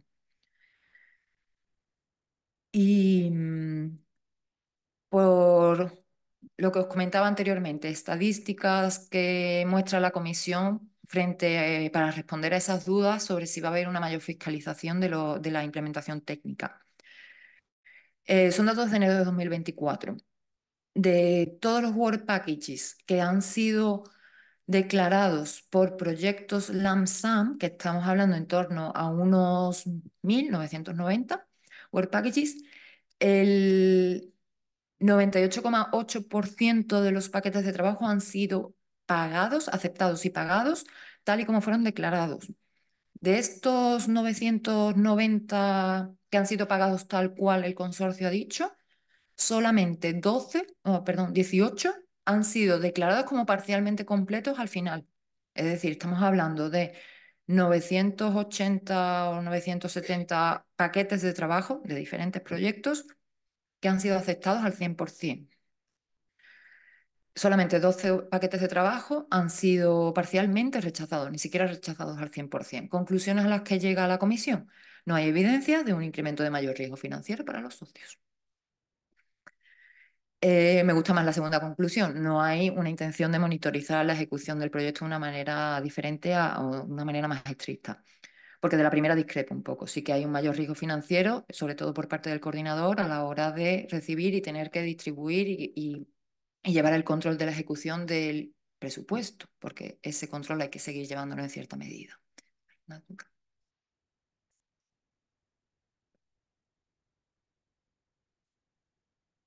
¿Tienes datos de si se van a incrementar el número de auditorías post? Es decir, claro, cuando hay reporting periods, más o menos, pues ya nosotros mismos con nuestros auditores internos lo hacemos. Pero claro, yo con este sistema lo que veo es, vale, no hay riesgo para ellos, pero igual, sobre todo en ERC, es evidente que, vamos, no veo yo que la comisión deje pasar un proyecto de 3 millones sin que te venga uno de los hombres de negro habituales que viene a pasar la semana por aquí. Entonces, ¿tienes alguna información? Sí. Gracias. pero no te va a convencer la respuesta porque es una respuesta vacía de contenido. Bueno, estamos en 2024, ya para finalizar 2024, los primeros proyectos pilotos son de 2018, es decir, ya han acabado, con creces. Y en el informe este que ha mencionado antes Elena, sí hay una mención a que se va a empezar a preparar la estrategia de auditorías técnicas para LAMSAM. A ver, sí, ahora llegamos a la parte de auditorías, ¿vale? Pero que estamos en 2024 y no hay una estrategia de auditorías ni hay un documento de cómo se van a llevar a cabo esas auditorías. Entonces, ahora llegamos, no, es que no sé si es la siguiente, no. Bueno, si no, me adelanto. Bueno, pero yo me adelanto, no te preocupes. Llego a esto que también es común para el RC y después vuelvo a contaros lo de la implementación del RC. La teoría es que no va a haber ni revisiones, ni controles, ni auditorías financieras por parte de la Comisión Europea, pero eso no quita que la OLAF no pueda venir, ¿vale? Pero es que poco más te puedo decir. Después, por otra parte, respecto a la documentación que hay que conservar documentación suficiente que demuestre que el proyecto ha sido ejecutado correctamente. En principio, solamente eso, con documentos técnicos, con memorias, con cuadernos de laboratorio, creo que también pone ahí como ejemplos, buenas prácticas, etcétera, etcétera, es lo que es necesario. Y nos descartan las timesheets, las nóminas, la política de depreciación, las facturas y otro tipo de documentación que haría falta para un proyecto de costes reales. Sí, eso sí, sigue siendo lo habitual. Pero claro, ¿qué ocurre si tú la información, la documentación técnica que has conservado no es prueba suficiente para mostrar que has llevado a cabo? Es que como no tenemos la documentación de orientación para las auditorías técnicas, no nos falta, o sea, vamos avanzando y la esperanza es que la comisión sea consciente de ello y que sea relativamente laxa o que no sea tan estricta. Pero claro, pero ahora bien, si tú no tienes documentación suficiente, u otro caso, si tu práctica habitual ya es tener las timesheets y tener registros de tiempo, porque ahora para este proyecto en concreto no, porque a lo mejor la timesheet no es para el cálculo de los costes de personal, pero sí para la dedicación de horas de tiempo al proyecto. Hablo soltando ideas, porque esto no lo toméis y sobre todo me da miedo cuando se graban estas presentaciones. O sea, no quiero que esto se tome como es algo que va a suceder, sino ideas que, bueno, pues que lo comenta una persona, que lo comentan otros participantes, otros NCP, o sea, las preocupaciones que nosotros vamos recogiendo en general y que no tenemos respuesta. Y bueno, y en todo caso, las nóminas normalmente se guardan en todas las entidades, hay un registro de todas las facturas, si somos entidad pública, tenemos que seguir la ley de contratos del sector público, o sea que después hay una serie de requisitos administrativos por legislación nacional que nos aplican independientemente de que tengamos un proyecto LAMSAM o no. Como luz de esperanza, yo confío en que cumpliendo la legislación nacional sobre la documentación que tenemos que conservar habitualmente sea suficiente para demostrar. Y porque esas son las prácticas habituales y sí que sea una simplificación de trabajo añadido a la hora de una auditoría técnica.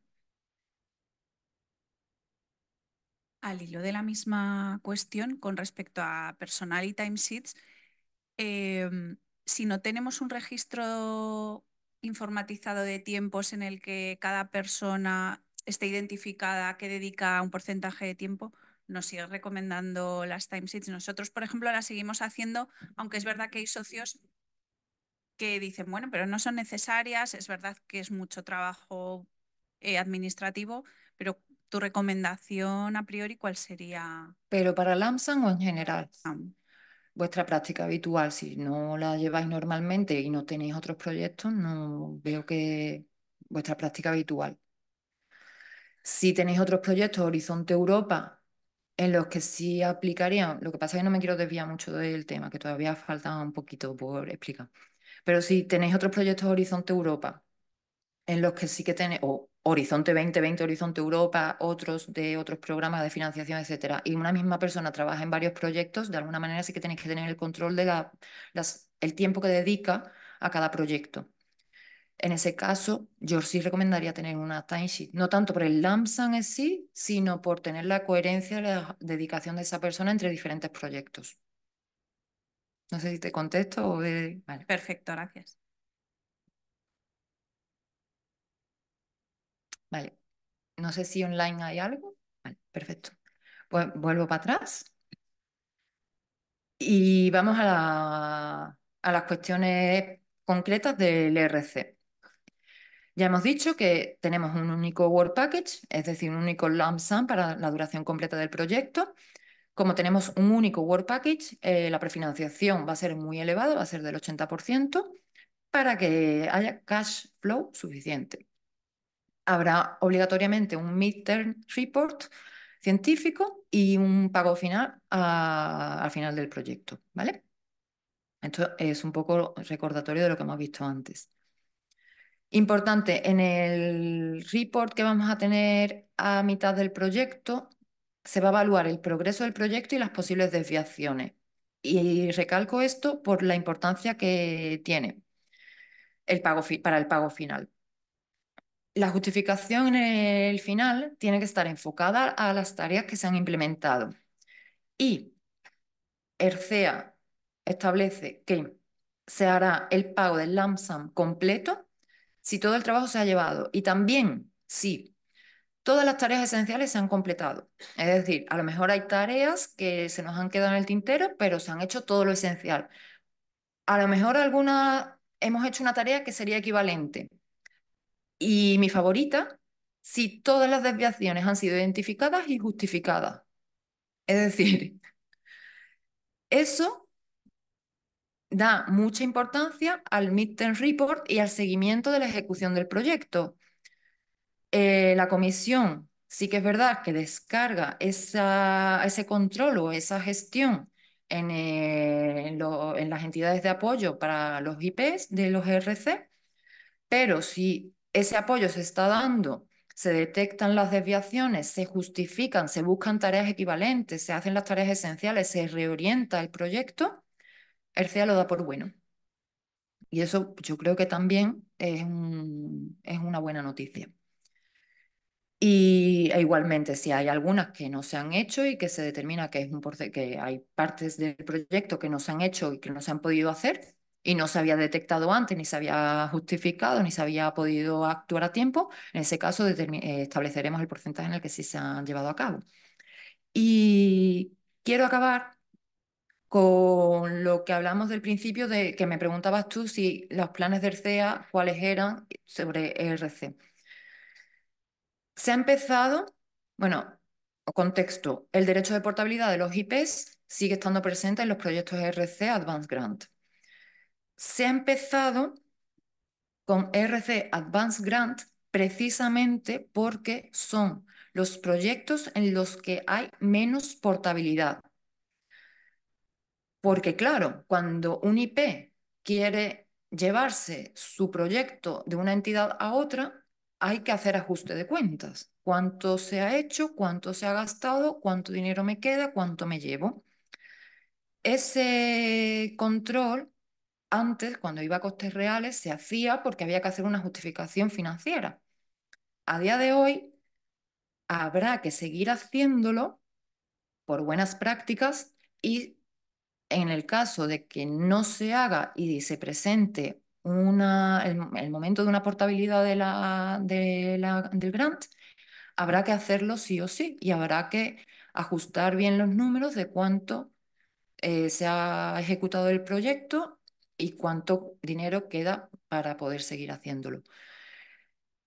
El CEA no dice cómo se va a hacer, sino que learning by doing. Y por eso precisamente ha empezado con Advanced Grant, porque es la que menos portabilidades presenta. Esto os lo cuento como curiosidad, a mí al menos me gustan estas cositas. Y bueno, como conclusiones Termino ya un momentito y ya pasamos a los últimos 10 minutos de preguntas y perfecto. Como conclusiones, bueno, pues en general vamos a tener que presentar las plantillas en la plantilla estándar y añadir el cuadro presupuestario detallado. Acordaos que para el RC se presenta de una manera diferente, directamente en los formularios online y con el anexo de los equipos. Hay que dedicar más tiempo y más esfuerzo en diseñar el plan de trabajo, especialmente cuando estamos hablando de proyectos consorciados. Cuando hablamos de proyectos consorciados, se siguen los mismos 3 criterios de evaluación, que son excelencia, impacto e implementación, y bajo implementación, el presupuesto y el plan de trabajo. Los costes reales son invisibles el uso del presupuesto es invisible a ojos de la comisión. A la comisión le es indiferente cómo utilicemos el LAMSAM siempre que implementemos el proyecto de la manera en que lo hemos establecido, previsto. La justificación en consonancia va a estar enfocada solamente a la finalización de los paquetes de trabajo y los pagos van a estar vinculados a los paquetes de trabajo completados y aceptados, excepto en el pago final, en el que sí podremos decir un porcentaje de haber completado un paquete de trabajo. Y finalmente, no habrá controles, revisiones ni auditorías financieras por parte de la Comisión Europea. Estando a 2024, septiembre, y recién publicada la memoria, la evaluación de los proyectos LAMSAM, estamos a la espera de que publiquen la estrategia de auditorías técnicas. Tenemos, por una parte, una página donde aparece toda la información del AMSAM para convocatorias de Pilar 2 y Pilar, bueno, casi todas las convocatorias. Y después ERCEA tiene su propia página dentro de ERCEA dedicada a RC Advanced Grant con documentos y muchas guías con muchísima información interesante que os resuelven muchísimas dudas. Y próximos pasos, además de esa estrategia que os he contado, ya se ha implementado el aumento del número de páginas en las propuestas, sigue mejorándose poco a poco la herramienta del Excel con macros. En un futuro la idea es que esté integrada esa presentación del presupuesto dentro de la propia plataforma. Se han publicado numerosos vídeos con instrucciones sobre cómo completar las plantillas del Excel y cómo enfocar una propuesta LAMSAM. Va a seguir habiendo monitorización continua para seguir aprendiendo sobre la implementación de los proyectos LAMSAM y seguirán haciendo ajustes según sea necesario, según los problemas identificados. Y la idea es que se sigan aumentando las convocatorias financiadas con este instrumento LAMSAM. Estos somos el equipo completo de los NCPs, de Legal y Financier, y después de cada temática existen también otros NCPs especializados. Y yo creo que tenemos como 5 o 10 minutos para preguntas y terminaríamos. Preguntas, comentarios, no sé.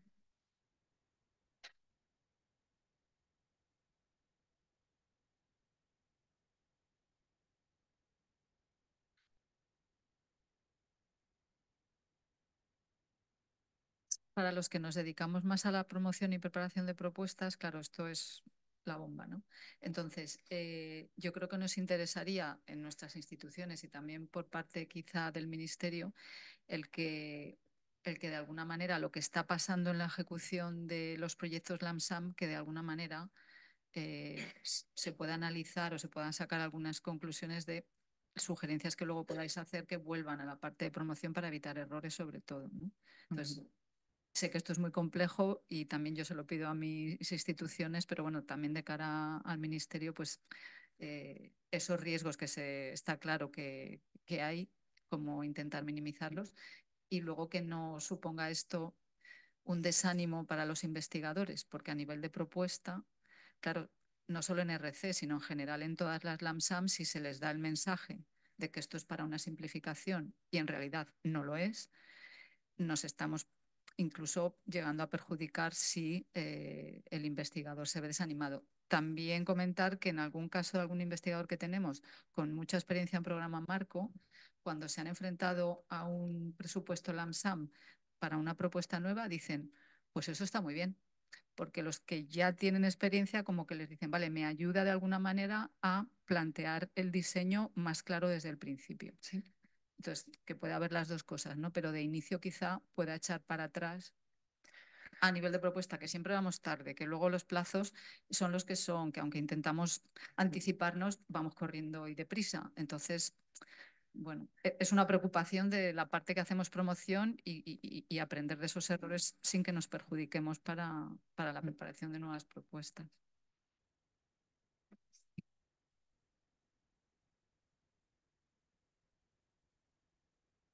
En línea con lo que ha dicho Ana, claro, la simplificación de la comisión lo que hace es mandar la carga de trabajo a la fase propuesta, que es la fase que hacemos in kind, las instituciones. Si te lo financian, pues quizá te puedes sentir compensado con un proyecto que te conceden, pero muchas propuestas que no son financiadas, la carga de trabajo de los investigadores y de las oficinas de proyectos es muchísimo más elevada y multiplica por mucho si coordinas la propuesta y claro, y están traspasando esa carga de trabajo a la fase en la que tú no puedes cuantificar y declarar ese esfuerzo, ¿no? Entonces, claro, eso es un poco injusto, en mi opinión, para los participantes.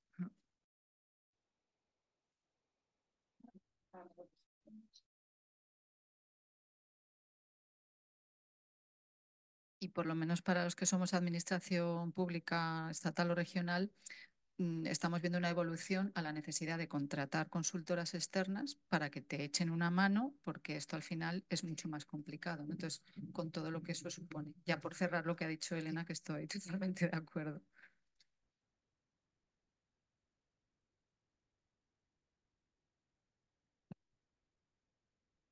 Por complementar lo comentado primero por Ana y después por Elena, pero precisamente por Ana, ella estaba hablando desde la perspectiva de la promoción. Yo voy a hablar desde la perspectiva de la gestión. Yo creo que el mensaje que tenemos que transmitir ya en el momento de la promoción es que la simplificación, o sea, yo creo que el mensaje hay que cambiarlo. La simplificación es para la comisión, no para nosotros. Entonces, sí, yo creo que si a nuestros investigadores les transmitimos que este es un sistema más simple para la comisión, pero para nosotros es el mismo, yo creo que el mismo no, pero sí que no les vamos a pedir menos cosas. Les vamos a pedir las mismas o incluso más. Lo que pasa es que ese cambio de paradigma nos lleva, como está diciendo ahora Elena, a planificar la propuesta de una manera mucho más profunda de lo que lo hacíamos antes. Pero ese mensaje hay que transmitirlo, porque si no hay gente que se ha puesto delante de un LAMSAM y se ha asustado. Estoy completamente de acuerdo con Ana en lo que dice, pero claro, yo lo digo desde la gestión. La gestión no cambia. O sea, con lo que está diciendo Inés hace un minuto, estaba preguntando, si una institución como la Universidad de Zaragoza, tenemos un montón de proyectos, Horizonte 2020 terminando, Horizonte Europa, el siguiente programa, nosotros no vamos a poder dar el salto a no tener timesheets. Las timesheets son fundamentales. Es decir, porque lo que me sirve para un proyecto me sirve para los otros 100 que tenemos activos. Entonces, claro, son detalles muy, muy interesantes que una cosa es lo que escuchan en la comisión o lo que escuchan en charlas como estas, que por cierto te agradezco mucho porque ha sido muy directa y muy clara, y otra cosa, lo que tenemos que hacer dentro de las instituciones, sobre todo las que tenemos muchos proyectos. Exacto. Porque alguien puede pensar que va a poder hacer un cambio, hay investigadores que nos dicen, no, no te preocupes, si esto es mucho más sencillo. Claro, en ese momento le miras a la cara, esbozas una sonrisa y entonces empiezas a explicar. Pero creo que eso es algo, por eso diferenciaba entre mapa y territorio, porque creo que es muy importante. El AMSAN está empezando a pasar poco a poco al territorio y las cosas no se ven igual que en el mapa, pero para nada. Con las oportunidades que nos da, claro, lo de no desmotivar a los investigadores es importante, pero también el luego gestionar un proyecto con alguien que no tiene claro cómo se tiene que gestionar se puede convertir en una pequeña pesadilla o en una grande, claro. Yo agradezco, porque bueno, son comentarios que evidentemente no es la primera vez que escucho, son comentarios que se lleva discutiendo muchísimo tiempo en reuniones con la comisión, la respuesta que recibimos los NCP siempre es la misma y bueno, al final es complicado transmitir ese mensaje de complicación para las entidades. Puntualizaciones y dudas que me surgen a mí personalmente. Yo creo que sí hay un punto de simplificación, pero hay que saber identificar dónde está esa simplificación. No es en participar y me dan 100.000 euros y puedo hacer lo que me dé la gana. La simplificación está en aplicar tus prácticas habituales. La simplificación está en tú no tener que hacer el cálculo del daily rate según las reglas y si sacar o no sacar la paga extra de Navidad o el complemento y el atraso. Eso yo creo que sí es un gran paso. Y ahí sí hay una gran simplificación. Pero la realidad, como bien dice, es que la simplificación es para la comisión y en algunas cuestiones muy puntuales para las entidades. Después hay que seguir llevando un control y hay que seguir aplicando las prácticas habituales. Dicho esto, también creo que aplicar las prácticas habituales es un pequeño paso a la simplificación. Porque, reitero, tú tienes que preparar el presupuesto siguiendo las reglas de elegibilidad. Pero si después el equipo te cuesta un poco más caro, pues ya sacarás el dinero de otro lado. Porque eso lo hacen todas las entidades. Siempre y cuando tú desarrolles tu proyecto tal y como estaba planteado, tú puedes hacer esos pequeños movimientos de dinero en tu propio presupuesto. Y estamos hablando de pequeños movimientos de dinero. Y totalmente de acuerdo con que es trasladar la carga administrativa a una fase previa al inicio del proyecto donde los costes no son elegibles. Y la duda, toda esta simplificación, si recordáis, empezaba diciendo 3 argumentos, ¿no?, que utilizaba la comisión. Uno de ellos era para los newcomers, las entidades, porque bueno, aquí, quien más, quien menos, hay una trayectoria de participación en proyectos de FP7, H2020 o Horizonte Europa, pero no un único proyecto. A mí personalmente, que tengo menos trato directo con empresas o entidades más nuevas, participantes más nuevos, me gustaría saber su opinión sobre cuando se enfrentan a una propuesta LAMSAM. Es una duda que lanzo por si se graba en vídeo, ahí están los correos, para que nos informen también, porque yo sí tengo contacto con vosotros en general, lo tengo, y tengo una idea de la opinión o los problemas a los que os enfrentáis, universidades, centros de investigación. Pero de las empresas me falta ese feedback. A ver, somos un equipo de 5 y en este caso Cedeti y Andrés seguro que tiene más esa perspectiva de las empresas. Y un pequeño spoiler sobre tu sugerencia a recopilar la participación, las opiniones y tal. Saldrá esta semana, si no me equivoco, está previsto que salga esta semana, si no será a principios de la semana que viene, un pequeño, y hemos intentado que breve, cuestionario sobre implementación de aspectos legales y financieros en Horizonte Europa, perdón. Se está ya empezando a preparar el próximo programa marco, que no sabemos qué nombre tendrá. Evidentemente, cuando se empieza a preparar un programa marco, las discusiones son a un nivel muchísimo más elevado, un nivel mucho más político, menos en el terreno, pero nosotros como NCP de Legal y Financiero, en la medida de nuestras posibilidades, si nos gustaría nos gustaría recibir vuestra opinión, refutar lo que ya sabemos, tener como la base de, no es que lo pensemos nosotros, es que los participantes españoles piensan esto y esto beneficia y esto perjudica, sugerencias de mejora, por supuesto, y bueno, lo mismo nos encontramos con alguna opinión diferente que no habíamos tenido en cuenta. Saldrá esta semana. Vamos, el formulario ya está preparado, simplemente tenemos que ver la manera en que se va a lanzar. Así que esperamos que os llegue y si no, también estará publicado a través de la página web horizonteeuropa.es, a través de ahí y redes sociales y etcétera, etcétera. ¿Vale? Buenos días, Carmen. Hemos visto varios datos, digamos, de evaluación, ¿no? De cómo está yendo hasta ahora el LAMSAM, sobre todo de la parte de justificación técnica, ¿no? Y cómo ha impactado eso, que había unos datos como muy positivos del 98%, ¿no?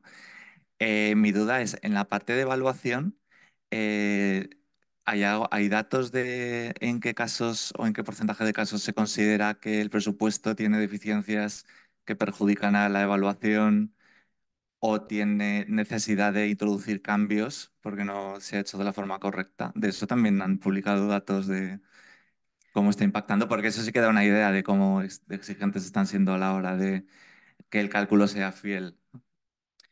Haciendo memoria, no recuerdo ver estadísticas, porque sí nos han hecho presentaciones sobre el Grant Agreement Preparation, pero no recuerdo que nos hayan presentado estadísticas de cuántos proyectos han sido tirados para atrás por el tema del presupuesto. Sí recuerdo, o sea, sí ha habido varios casos relacionados con el tema del percentil 80 de costes de personal. Ha habido varios proyectos, creo que fueron todos de una misma convocatoria, en los que de manera sistemática recortaban los costes de personal aún estando justificados en la pestaña de Any Comments. Esto, como te digo, si no recuerdo mal, fue en una convocatoria concreta y afectó a varios países con sueldos bastante superiores, que habían tenido un incremento salarial muy importante y sobrepasaban con creces, sobrepasaban el percentil 80. Los participantes se pusieron en contacto con los NCP. Los NCP también tenemos una red, o sea, los españoles trabajamos entre nosotros y entre los de cada país también tenemos una red en la que colaboramos. Se le envió la situación a la comisión en las reuniones y tal, se puso de manifiesto y bueno, finalmente se solventó la situación, no hubo esos recortes sistemáticos porque estaban argumentados y estaban justificados el aumento de los costes por encima del percentil 80. Eso se solucionó y nuestra solicitud a la comisión fue dejar muy claro y explicar claramente a los evaluadores que el hecho de que pasen el percentil 80 no implique que no sea un fallo de la propuesta, que si está bien argumentado el por qué es necesario ese coste, que se dé por válido. Pero no tengo datos estadísticos, lo siento.